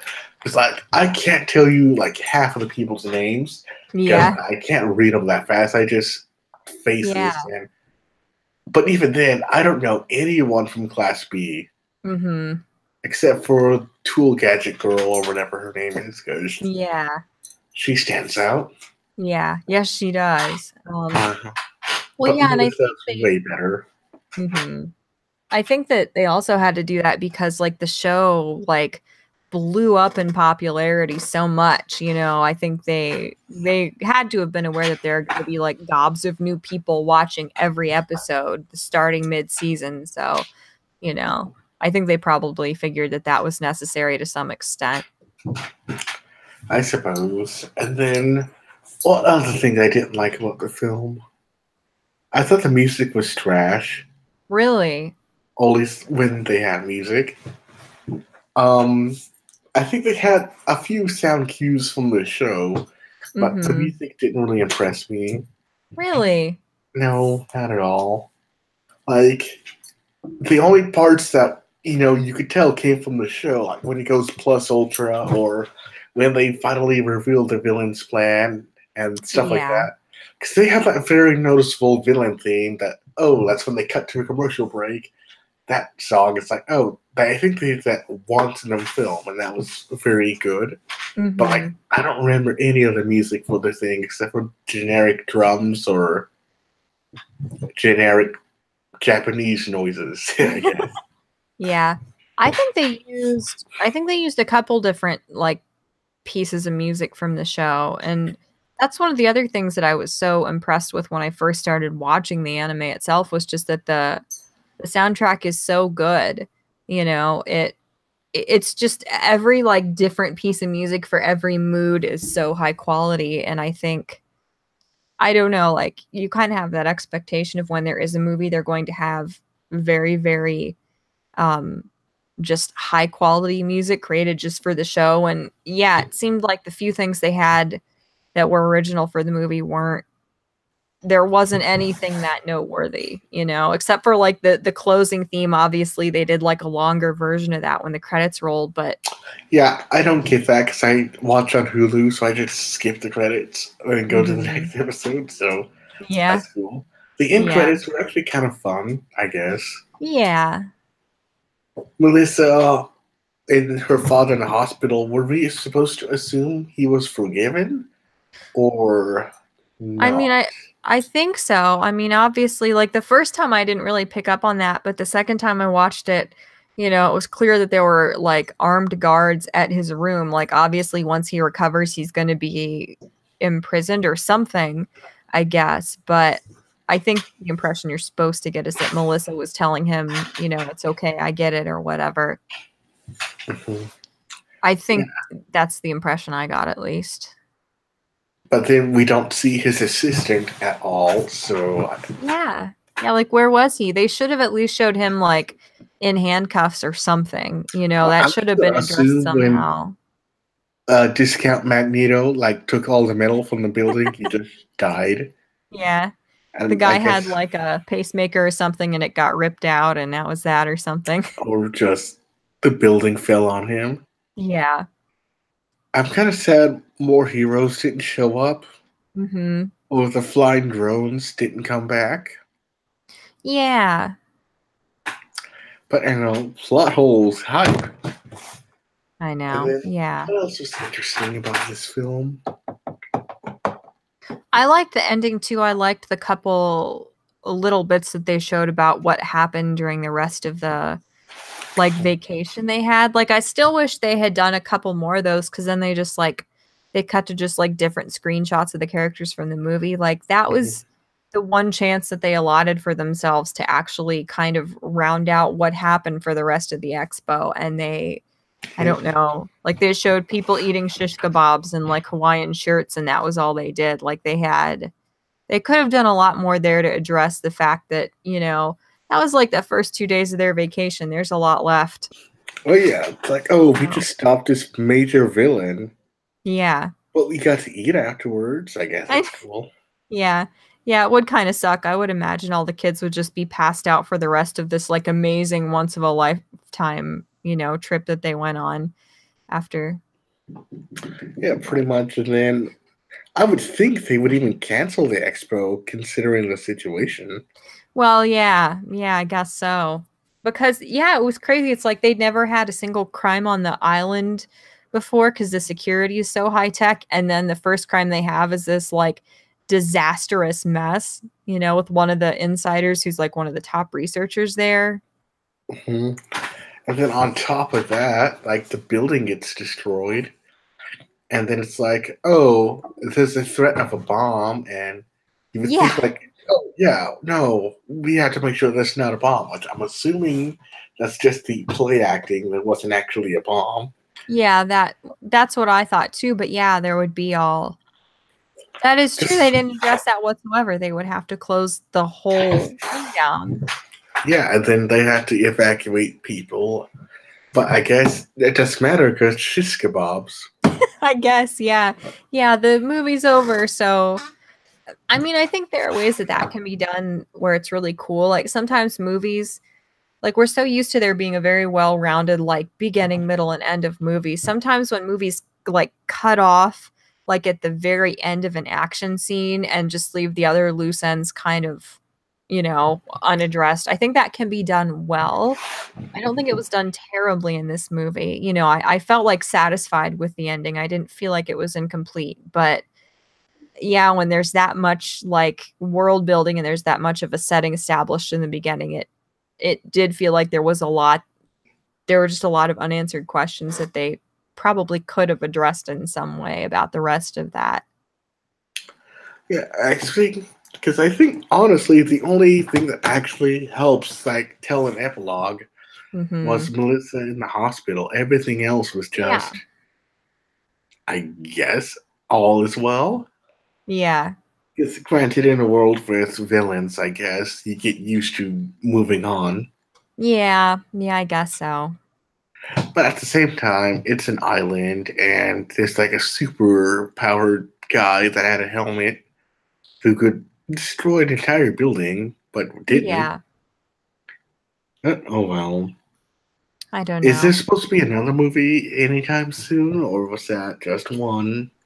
I think that's the only one for now. Like I haven't heard anything about another one because I was thinking about that. Like the Pokemon movies, obviously, there's been one per season since the anime started, and I know obviously they didn't handle this in the same way, but I would think as wildly popular as this movie was, like I saw on like the Funimation Facebook page or something that they like a lot of theaters are keeping it for a couple extra days now because it was so wildly successful. Like I'm sure they'll do another movie at some point, but I haven't heard anything about like when the next one would be planned or if there is another one planned. But as profitable as it was, they have to do another one, at some point. I'm looking at the box office stuff now. Mm-hmm. See how much it got. It has made 5 million worldwide, Has it? which is like really good for a limited release. I think it's been out for 8 days, and I think it's like one showing per day. Yeah. So it's like 500 theaters. So it's Mm-hmm. $5 million in a week with only one showing per day. That's actually not bad at all. Yeah. Yeah, and I saw somewhere that they've like just recently announced that they're going to be airing it in the Philippines and people in Europe like I think there's like one place in the UK where it was shown because people were complaining on the Facebook page about like it would sure be great if this was shown more than like one place in Europe. So, yeah, it was very, very limited release. Now, what was the budget of this film? I have no idea. I could have prepared little notes and looked this up, but I did not. Oh, I would not expect that from you, so it's all good. Thank you. I was Yeah. kind of mean, but oh well. No, I have no idea, but Let's see what the Wikipedia says. yeah. Oh, it came out a month ago in Japan? Did it? August? Well, Yeah, yeah, August 3rd. there were these two weebs sitting behind us when my fiance and I went on Thursday, and the one of them was like, "Yeah, it came out in Japan the day I was leaving to come home." And then the other girl was like, "Oh, it wasn't out yet when I was in Japan." And we're looking at each other like, "You have the money to take a trip to Japan and you're living in Hicktown, Ohio? Like, where are your priorities? What are you doing here?" But I think That's funny. I read on like the Wikia page or something. I read somewhere that the movie, I believe, chronologically takes place between seasons 2 and 3, which is weird because like the tie-in episode was like smack in the middle of season 3, wasn't Well, it? yeah, but they literally said, like in that episode, wait, we're supposed to be talking about this event, but we want to bring you a special episode. But Yeah. Yeah, I don't know, but I I actually would have think hoped they had shown that episode, at least the part in front of the movie, as like a yeah. short. Because I thought Yeah. they could have done that, Yeah. but I That's guess not. true. I know that like it was I think like right after that episode aired. Well, no, because I don't know. I don't know how far ahead Japan is with the episodes coming out, but I think it happened like the movie came out like between weekly episode releases, like in chronological order for Japan.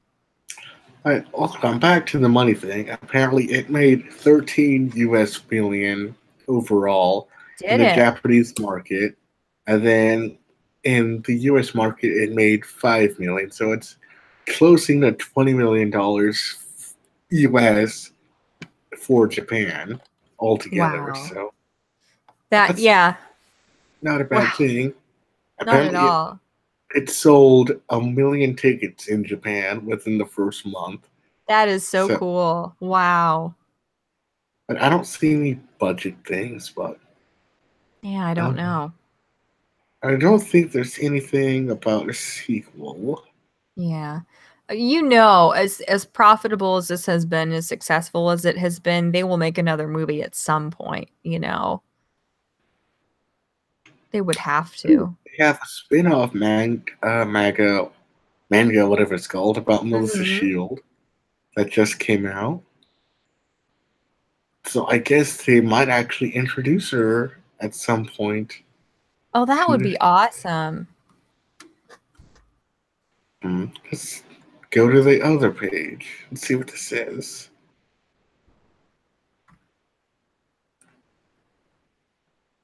And I can't see anything. No. I think, all in all, this is almost as good as the Teen Titans Go movie. I think Teen Really? Titans was a little bit better because Really? that had a $10 million budget, but it Yeah. did really really well. Yeah. But I really wish the United States liked anime. Yeah. Like production, no. I No, this doesn't say remember anything. I when I happened to mention to my mom on her wedding day, like we were just there for a couple hours getting ready, and because my mom was obsessed with Teen Titans, the original series. Really, Um, your mom? hmm And I Hmm. mentioned to her that there was a teaser at the end of the Teen Titans Go movie that they might bring the original series back. And it's so funny, it's been like years since that show was on. And my 62-year-old mom is like, well, they better. That new show is just trash. It's trash. Like, she got really No, mad. I'm like, Mom, she is downright wrong. Though this show is great. Like people who trash on it don't actually watch it. Is it as good as mhm, the original? Yes. Is it better? In my opinion, a little bit. I But will. just oh shoot, that's so crazy. So the voice actor for what's his name? Ida for the English Mhm. dub literally lives like 30 minutes from my parents' house. Oh my God. Oh my God. Oh my God.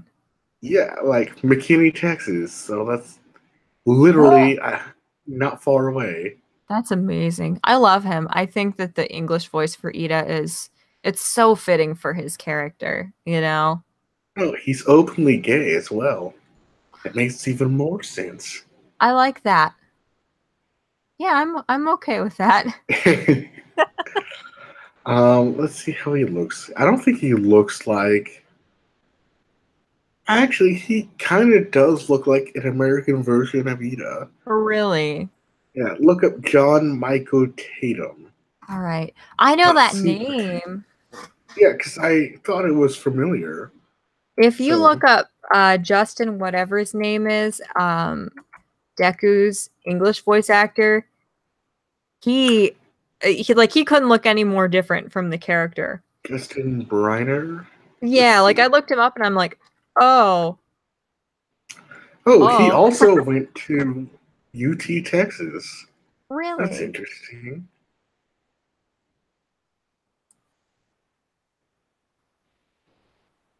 Oh, he does look like Ida a little bit. How cute. Yeah, he's like the Aw, English Ida, I would say. that's so funny. Yeah, we're just gonna stalk the voice actors for the rest of the stream. Yes. I haven't even looked at Bakugou's voice actor. I haven't researched him at all, which is weird since I'm obsessive about things that I like. So Hmm. He has a weird name, Clifford Chaplin. that's okay. Yeah, I've heard the name. Yeah, I think all of these guys are Funimation regulars, but Okay, yeah. oh yeah, dude, the English voice actor for Midoriya looks trash. Like, Yeah, I don't know. I don't even want to like see any interviews or anything of him because like I think it would screw me up. Like I'm so conditioned to just associating that voice with Izuku that I think seeing it come out of that face would just it would mess me up, I think. okay, the guy who does Bakugo, he kind of looks like he would look like how Todoroshi would look if he had just straight black hair. You know what? Yeah, I agree with that. But no, Interesting. English English Midoriya looks like Carrot Top or Seth Green. No, he looks like a Seth Green's taller brother. You know what? He kind of does. Like, he looks like the weeb who got, swirlies every other day in school. He really does. The Japanese voice actor for Deku, he definitely looks similar-ish. Yeah. They both are tiny. Alright, time to stalk the female characters now. Let's see, who did Melissa for the English dub? I don't know. Well, and it was interesting, like the voice actors for Melissa were very different. Like, Really? yeah, there Oh, was a huge she looks difference like between really them. old. That's Really? interesting. Yeah. Hmm. That's so weird. And let's see the Japanese version. Oh, shoot, she's my age. Oh, is she really? I Yes. hate I don't like seeing that people like my age are successful. It just makes me anxious. Yep, born in 1993. Aw. And she's actually pretty attractive. Now, Okay, I well, really want to listen to the Japanese dub. yeah, I'm sure if you like it better in the actual series, you would like it better for the movie. I mean, it was one of those things where I think as with anything where you watch something with subtitles for long enough, you kind of, you just get used to it and you forget, but it's a big difference. Hmm. Yeah, let's see.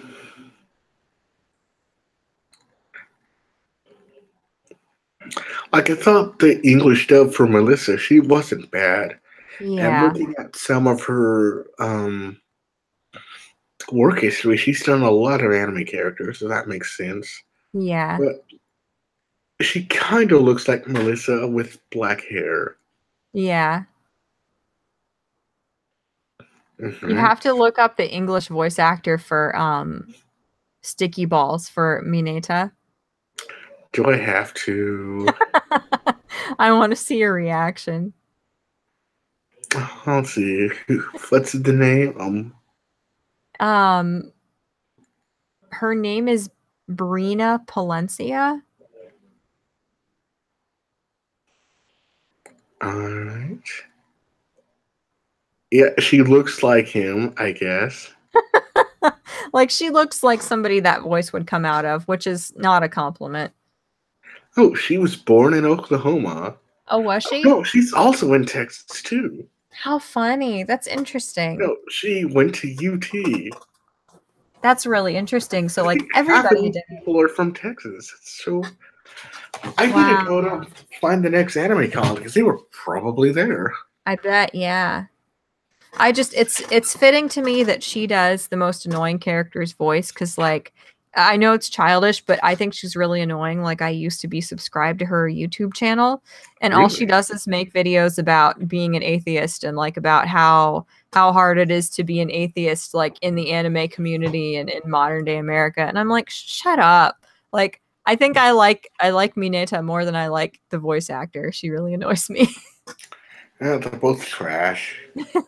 I just don't like him because he reminds me of me. Like, it makes me uncomfortable to see somebody that openly annoying and pervy. It's like looking in a mirror for too long. Well, you're not that pervy, I hope. I try not to be. So yeah, the Japanese dub for Momo, she's like really hot, so that's a good thing. That is a good thing. Let's see, how old is she? She's probably my age as well. Oh no, she's 33. Huh. Interesting. Alright, who else? Who do we got? Who is Kurishima? He's the guy with the forearms, right? Yes. Or Wait. no. He's the hardening guy. Oh, okay. Justin He's Cook. Let's see who he is. yeah, he's Bakugou's boyfriend. He I is have to say, 36. He looks the nothing like the character. Yeah, I really liked I think the funniest part of the movie, it was really cute when Izuku couldn't take the arm thingy off, but I really liked when Kirishima was like, I'm stuck, and Bakugo's like, just unharden. That was really cute. Everybody in the theater laughed really hard. Yeah, I actually thought he got severely injured because he like disappeared for like 20 minutes. And then the Yeah. fight was over. It's like, oh, okay, he's an idiot. Yeah, he's just dumb. Don't worry.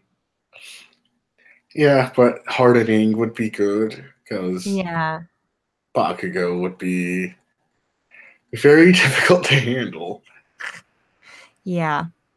Yeah, that's for Although, sure. is it like a wood hardening or not? I can't tell. I know, I don't know.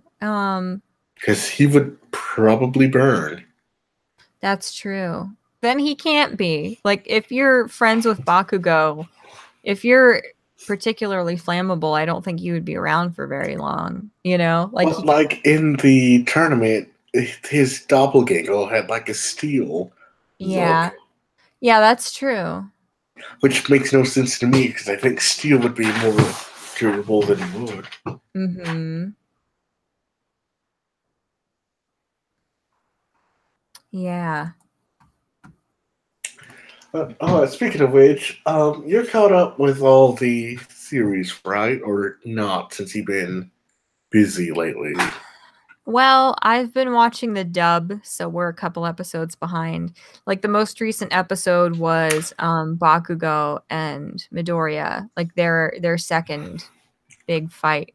Like that's the most recent episode I've had. Oh, really? That's Yeah. like 2 behind, I think. And I see spoilers all the time on Twitter. I try and avoid them, but I don't try hard enough, I guess. So like I know I know what's coming up and who's coming up, I guess, sort of, but I'm a little behind. Oh, okay. Well, luckily I don't tweet much, so you're safe with my. All right, hold up. This another person is from Texas. That's crazy. That's Is really interesting. Funimation located in Texas? I don't Oh, know. no, it is Flower Mound, Texas. Oh, okay. Oh, That weird. explains that. So, like, everyone comes from UT, and they just Okay. go. So I should probably go there. I could probably voice one of the black characters that they never have on the show. Yeah. Yeah. That's so crazy. I never. It's literally Flower Mound, Texas. I didn't It's know like an that. That's hour crazy. away. Wow. Yeah, I I'm think, totally gonna visit one of these days. yeah, I think my fiance should have been a voice actor. Like he has two YouTube channels. Only one Oh, of them he's ever done like a voiceover video. do I need to subscribe to him now? What? Do I need to subscribe to him? Um, I'll have to see. Like, I don't know which of his channels he would want me to link or like share. I don't know. But I want to interview him on here or like do a podcast type thing with him at some point. The first thing that attracted me to him was his voice. Like he's got the perfect voice to be a voice actor, just like the like deep quality of it. But he's lazy and he won't do anything with his life other than tech support and gaming. So it's unfortunate. You get to marry him within the next 20 years, so that has to be exciting for him. I guess so. I guess that's kind of an accomplishment for him. Or it's Maybe. like a side hobby, just to unlock an achievement, got married, and then goes back to tech support. So, what did he think about the film? Because he got all eat Um, together. he really liked it. Like he didn't say much about it because I wouldn't shut up about it. I was so happy when we left. But I Makes do think, sense. yeah, he really did like it. But he's the one that got you into the show, then, right? Yeah, he watches way more anime than I do. He's a normal person compared to me, I guess. It just like for me, when I get into something, I don't know how to just like kind of casually enjoy things. like I fall completely in love with the characters and the storyline, and it like takes over a huge chunk of my life and my heart and my soul.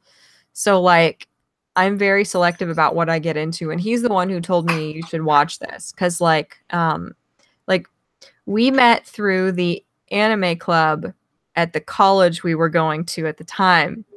So, Really? That is yeah. super gay. Yeah, a little bit, yeah. And he's like, all of our friends, because we're still friends with everybody from that, even though everybody's like graduated and gone their separate ways now. He said, if you get into that, you can talk to all our friends about it. And I'm like, that's a relevant point. And now I talk about it a lot, and they're all like, that's nice, Michelle. We're doing other things now. So Yeah, I only got into it because my current roommate told me, and we watched like an episode about a mhm. year ago, and then I didn't watch it again until my other roommate that I got said to watch it because he's big on the Japanese stuff. Mhm. So I had to keep watching it. Now when you started talking about it, I was like, oh, I need a teaser about the show because I know what she's talking about. So Yeah. yeah, it's not as good as Young Justice or Teen Titans or anything, but Oh, okay. it's okay. I really am wanting to see where the story goes next because Mhm. school's starting up again, so they're going to get attacked in like a day or two. So Oh yeah. Yeah. I'm just scared. I know, at some point characters are going to start dying. Like I don't know, I think the author's he's like learning from all the mistakes of past stuff. Like I don't think it's just going to be like pointless deaths out of nowhere like Attack on Titan or just everybody dropping off like flies like Naruto or something like that. But eventually some of the main characters are going to die, and it freaks me out to think about that. I mean, All Hopefully Might it's is not soon, but definitely going to die. Like, yeah. there's no question he's not dying within the next 5 seasons, Yeah. probably before then. Because I think that's what All for One was talking about. So when he dies, it can either be like the end of the show or like a turning point for Yes. Deku. When Mhm. Bakugou dies, that's going to be hilarious. Just because that romance will be over. My life will also be over. I No, know a it lot of won't. people like a lot of people have said that they think the show's going to either end when he dies, or some people have said like the whole like exposition that Izuku does at the beginning of the show about this is how I became the world's greatest hero is like him like recounting the story to Bakugo, like he's visiting Bakugo's grave or something. Um I don't like that thought at all, but like I No, that feel just like got me thinking it's going to literally end like How I Met Your Mother. And he's going to be the world's greatest hero for like a day. And then it turns out that Bakugo was actually the greatest hero. see, yeah, the ending of How I Met Your Mother made me want to like jump off a bridge or like shoot up a daycare or something, but if No, that don't say happened, that on the internet. That's I'm going to go back sorry. and bite you. A daycare full of Dead um puppies. dead things, yeah.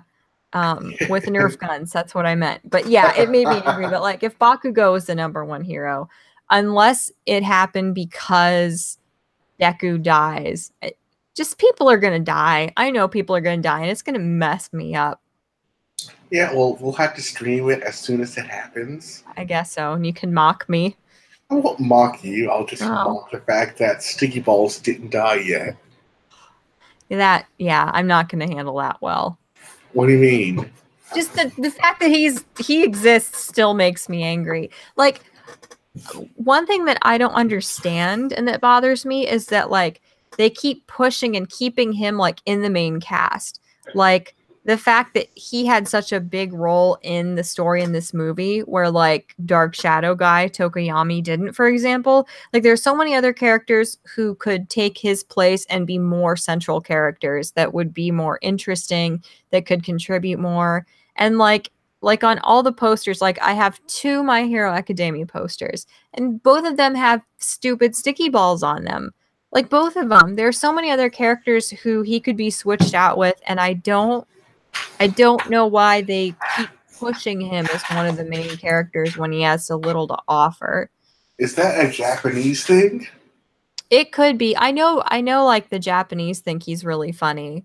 Like they're not as irritated by him. I think part of it's just cultural, but Because yeah, they're all perverted like he is. yeah, that's true. So that's who they see themselves as. Maybe. Yeah, but I could totally see like they're trying to throw his character away.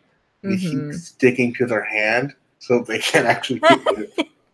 Yes, I like that. Yeah, but I his work just, is so worthless though. I Except know. it kinda isn't. That's what's stupid about his character. It's like he can't improve unless he can like, make larger or smaller balls, which I guess Yeah. making smaller stuff would be beneficial. Mm-hmm.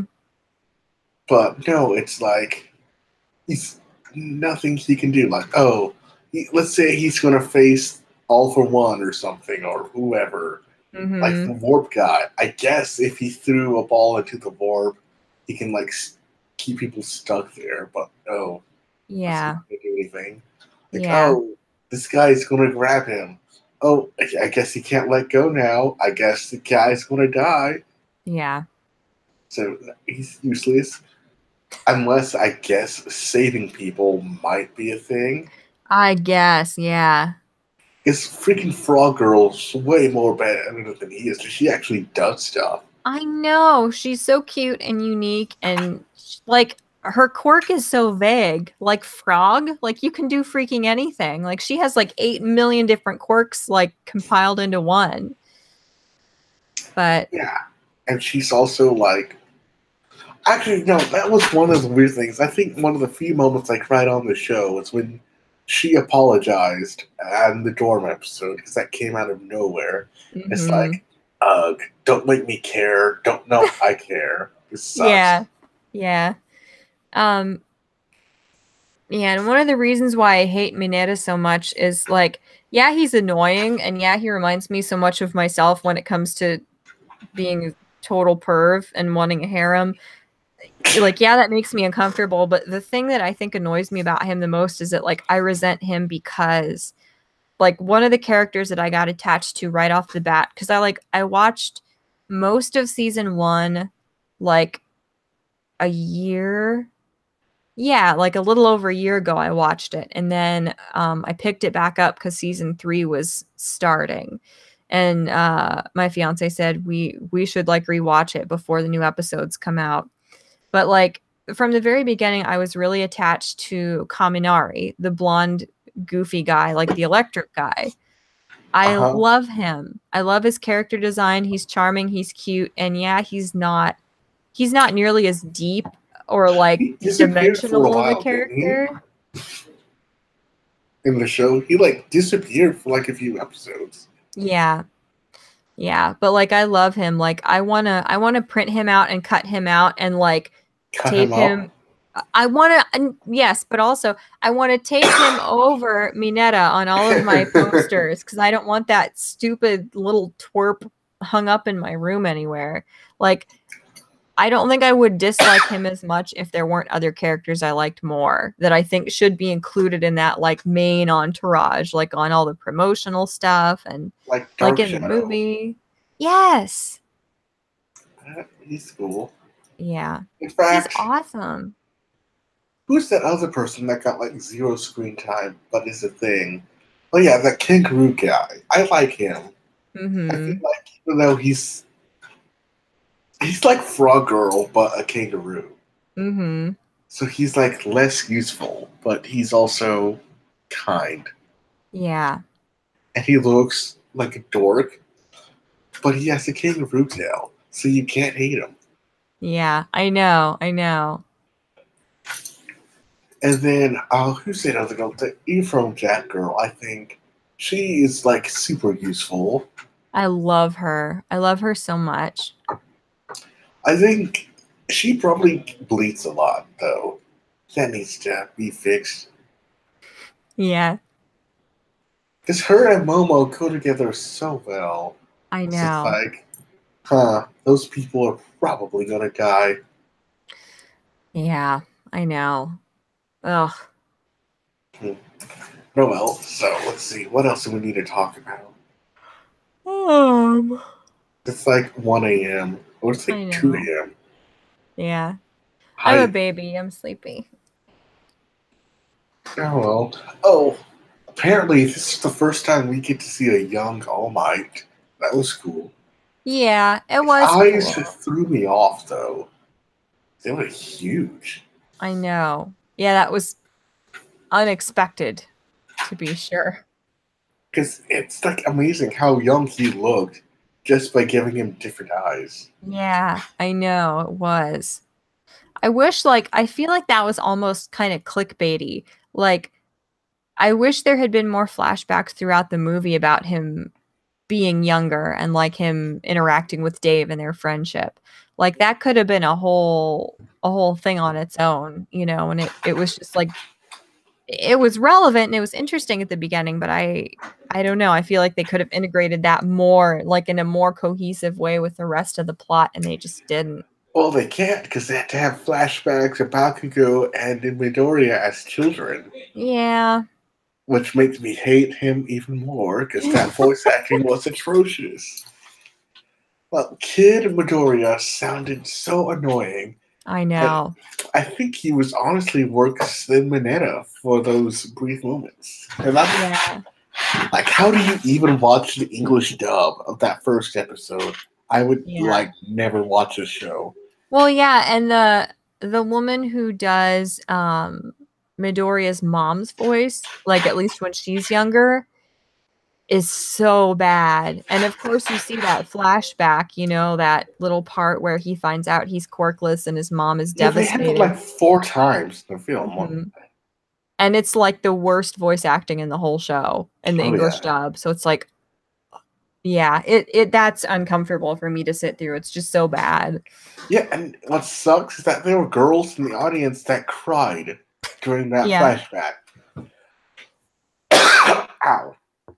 So I'm losing my voice. So I'm going to shut up now. Okay, that's fair. I don't. This is not a good excuse for you to not be able to talk. Well, it's also a boring stream, so it's all Oh. good. I'm kidding. No, it is. I think it's interesting, obviously, but that's I may be biased, seeing that it's my channel and my stream. Well, let me check the chat because I have not been paying attention. Okay. Yeah, Let's see. there've been a couple people coming and going. I've been trying to respond, but I haven't done a very good job.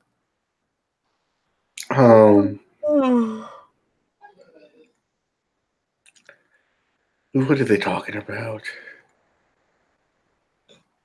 Are those spoilers or no? I No. don't think so. I didn't see any. Who's the creator's pet? Um, I think he's talking about sticky balls, grape juice, twerp. Oh, he needs to die.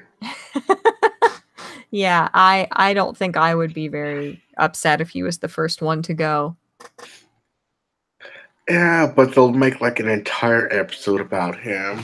I And they're know, gonna I have know, flashbacks of him as a child, I getting his know. acceptance letter.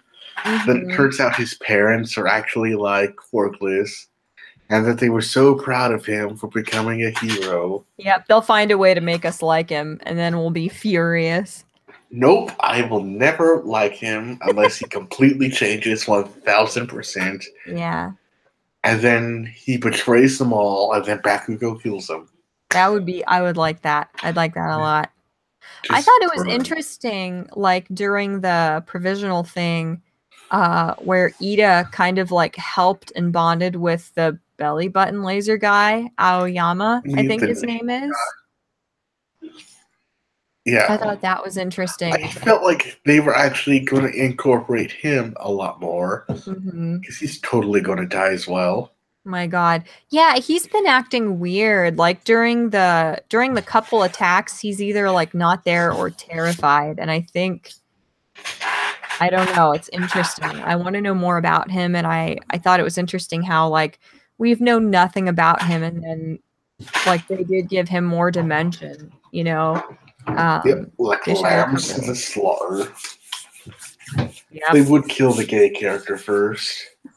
Well, that's something that I thought was weird. Like, most anime fans, unfortunately, are SJWs, kind of, or they're like super leftist. Like, I was surprised that people weren't offended that like the like most flamboyant, like openly, obviously gay character in the show is like a coward and he's comic relief. Like, I'm surprised that there aren't people offended by that. But then people they like push gayness on all their favorite characters so they can make them all like, do gay things. So it doesn't even register that they're not. Yeah, gay people don't actually care about gay people. They care about straight people who would be better as gay. Yeah, it's probably a fair assessment. Yes, especially when straight characters are obviously way better. It's like, the stereotype doesn't help anyone because it's not a character, it's just a stereotype. Right. Like, even the female characters that are just flat out stereotypes, they're just boring and uninteresting. Right. But somehow they made this guy interesting because, we finally learned that he has a motivation. Yeah. Like that somehow it helps people, which I thought was very interesting. Yeah.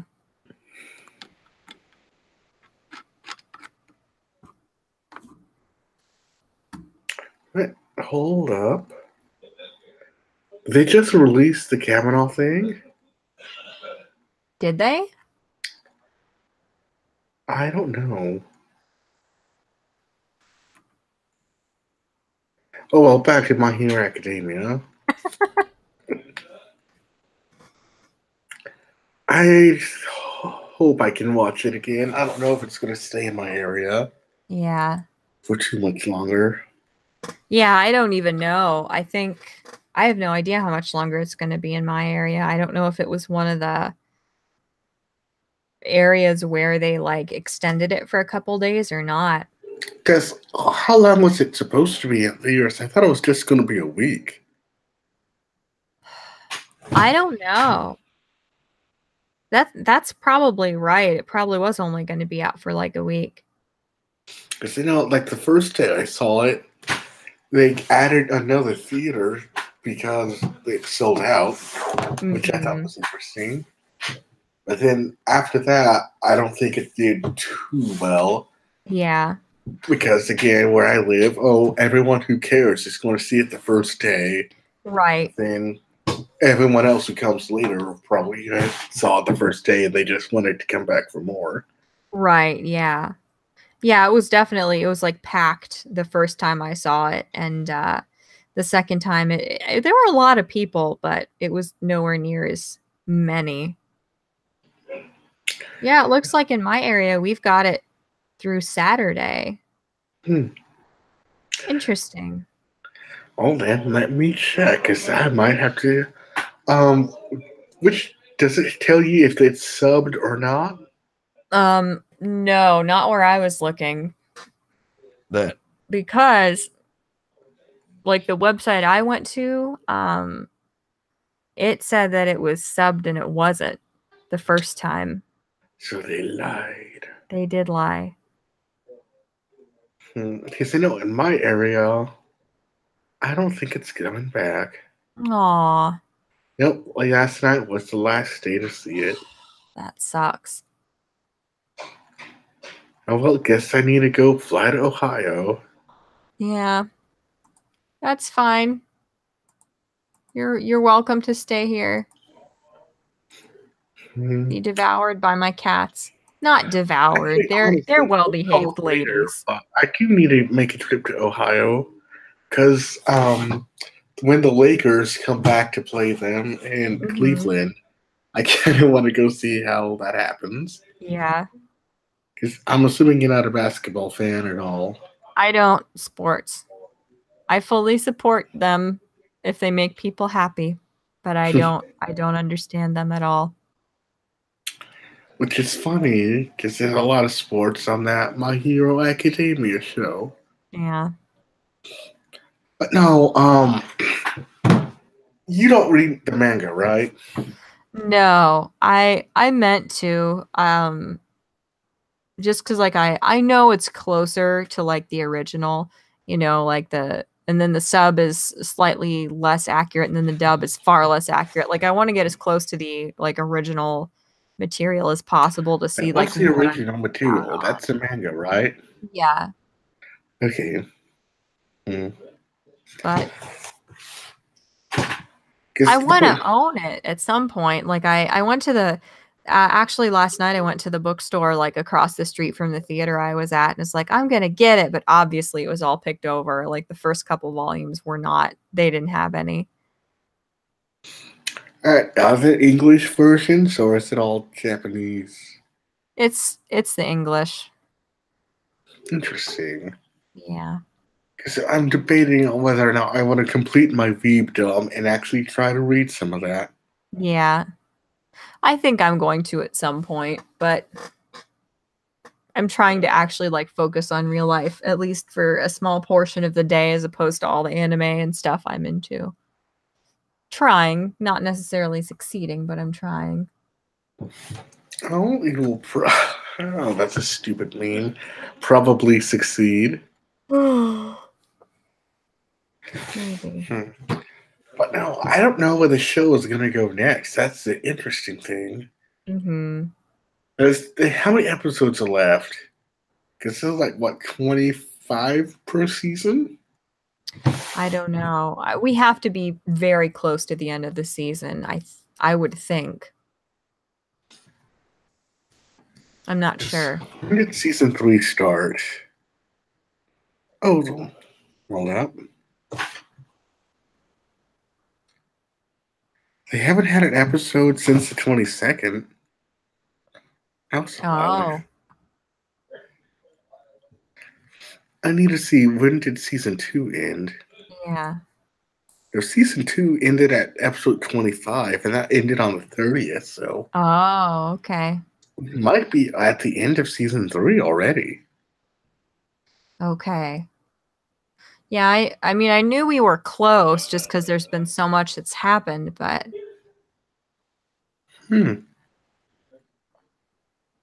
So how did it end? I don't remember the last episode. I don't know. Well, I'm only as far as the Kachan versus Deku.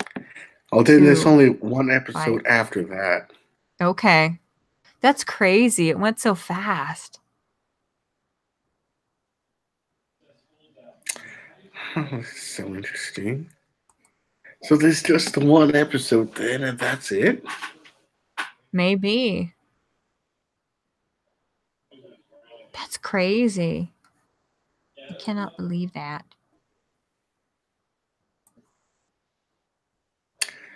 No, there has to be another episode. Based on how this ended. I don't know. Okay, yeah, no, they have a season episode 25 synopsis preview. Okay.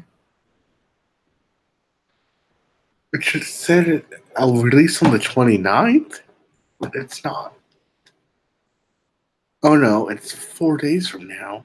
Okay, I guess that date is wrong then. Interesting. Yeah, I don't know. Huh. Wait, does it air in Japan before USA? I thought it would be the same date. You know what? I don't know, actually. Yeah, because there's one more episode of this season, and that should be the end. Okay. Yeah, I don't know. That means I can start watching good television again. Ryan in the chat said, "What about the trader?" I don't even... Oh, yeah, that is a trader. It's probably Mineta, so... That would be the easy way. I hope it is, but I doubt it's going to be that nice. Like, I doubt it's going to be somebody that we hate. That was probably someone we like. Yeah. I have no idea. I don't know. I see, I have to do like a podcast with my fiance or something. I want to talk to him about it because he's got his theories. And I'd like to believe him, but I'm very pessimistic. Well, you can tell him to get on stream right now. I would, but he's asleep because he's a grandpa and he actually like tries to get enough sleep every night, and he goes to bed on time. So, What a loser. I know. Dump him. Like, just find someone who can stay awake. like he earlier this summer, like, because he works really early in the morning, to be fair, but like there were a couple nights when he went to bed when the sun hadn't completely set yet. I'm like, you're not a 3-year-old. This is not natural. He's like, I don't care. I need my sleep. And I'm like, but I don't care. It's not normal to go to bed before the sun sets. You're crazy. Yeah, you don't need that type of negativity in your life. So, all right. So it is up. Okay. So I need to watch the next episode. Then that's the end of season 3. Yeah, I'll have to like let you know,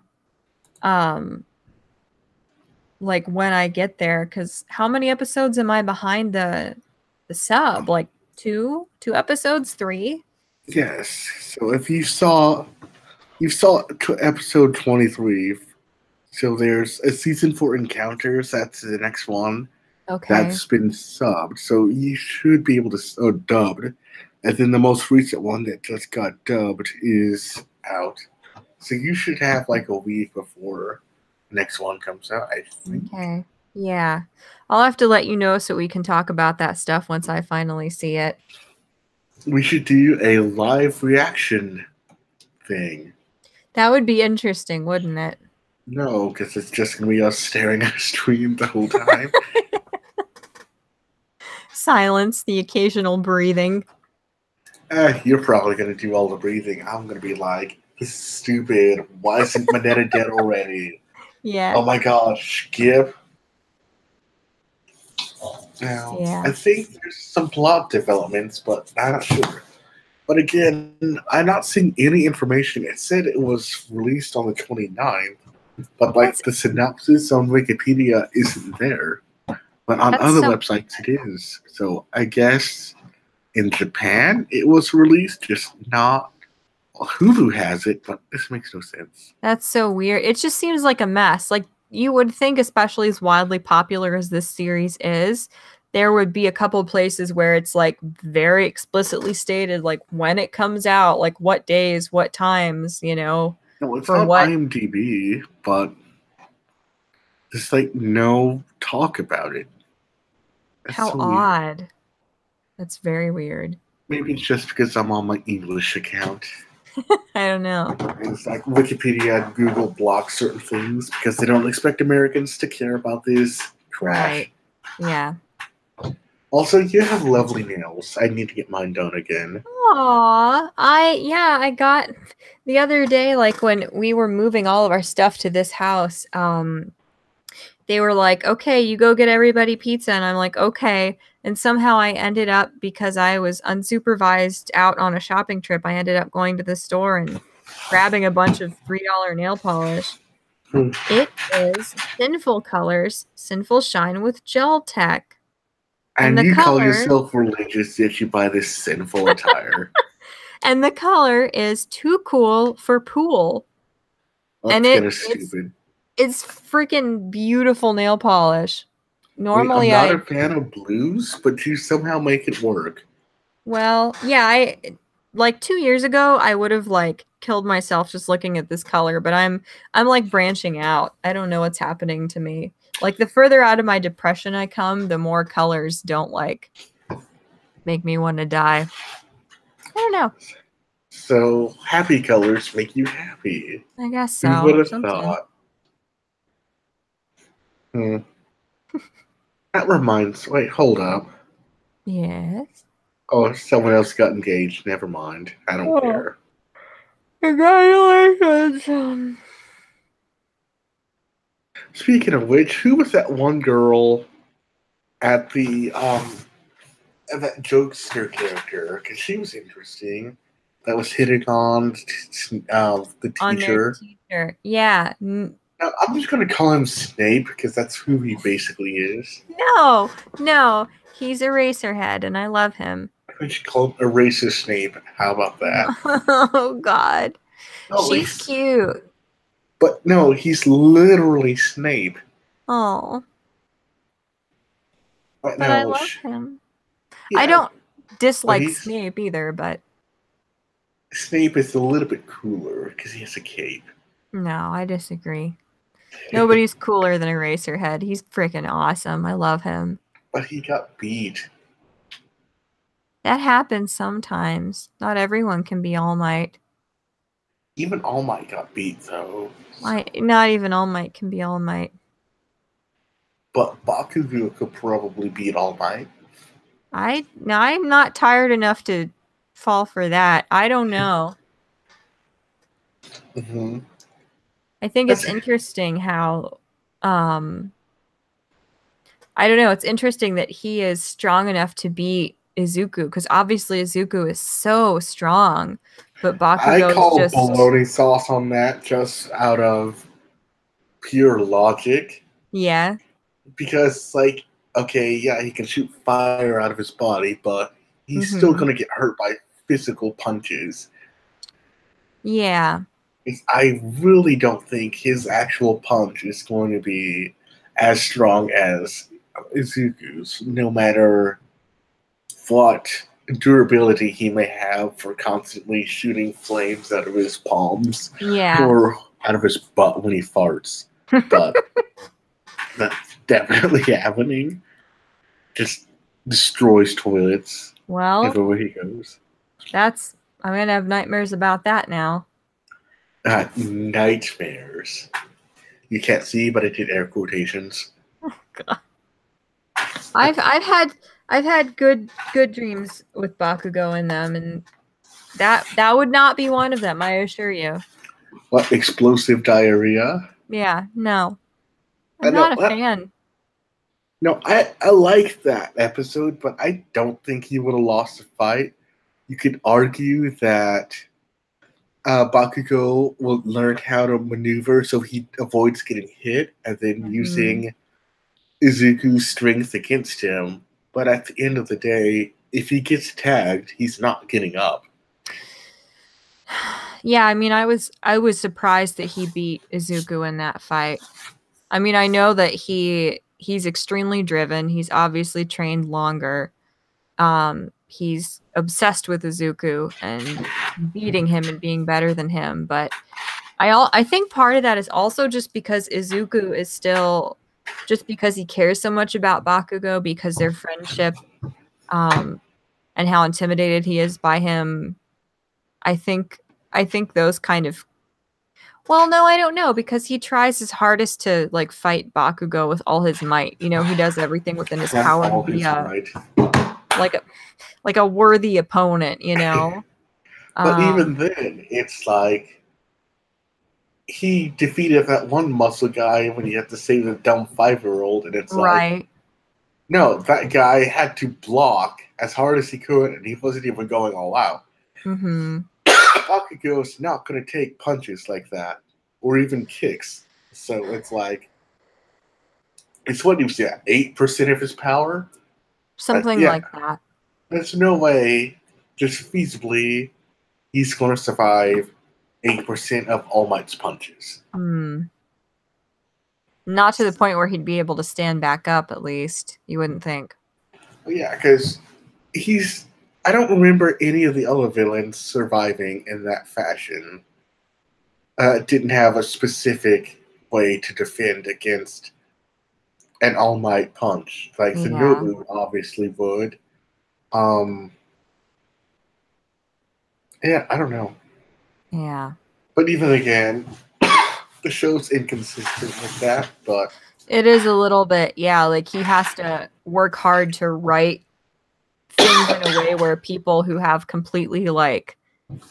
um completely weak nonsensical quirks, like he has to write them in a way where they would actually be a decent match for other characters, you know. It's all in his like interpretation and explanation of their powers, I guess. it's mostly consistent, except when it's not. Yeah. Yeah. Yeah. But no, like even then, like the way he lost, I don't see happening. Yeah. Apart from the whole out strategizing him, his durability would not last that long.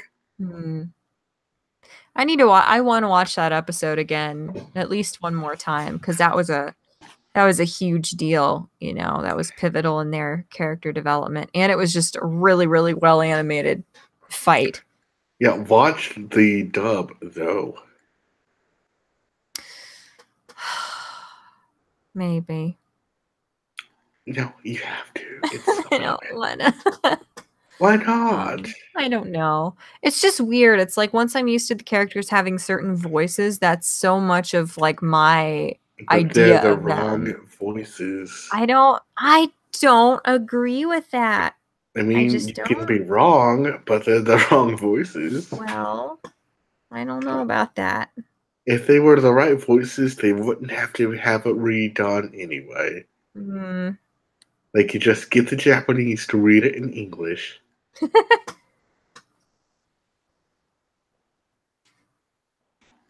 Wow. Well, sorry, chat, if we spoiled stuff. Yeah, sorry. I did put spoilers, exclamation point, in the title, so hopefully that helped a little bit.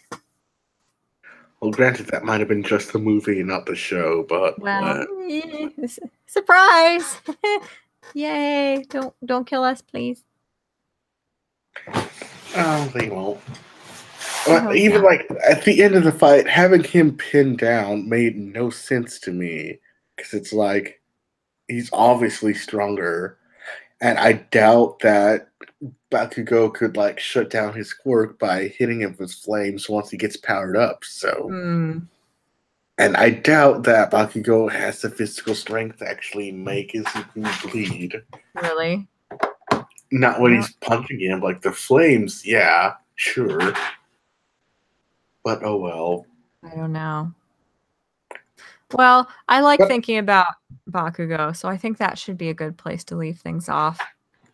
He's always a good note to leave things on, I think. Yeah, but he's in, not detention, house arrest. So, good riddance. Aw. I love him so much.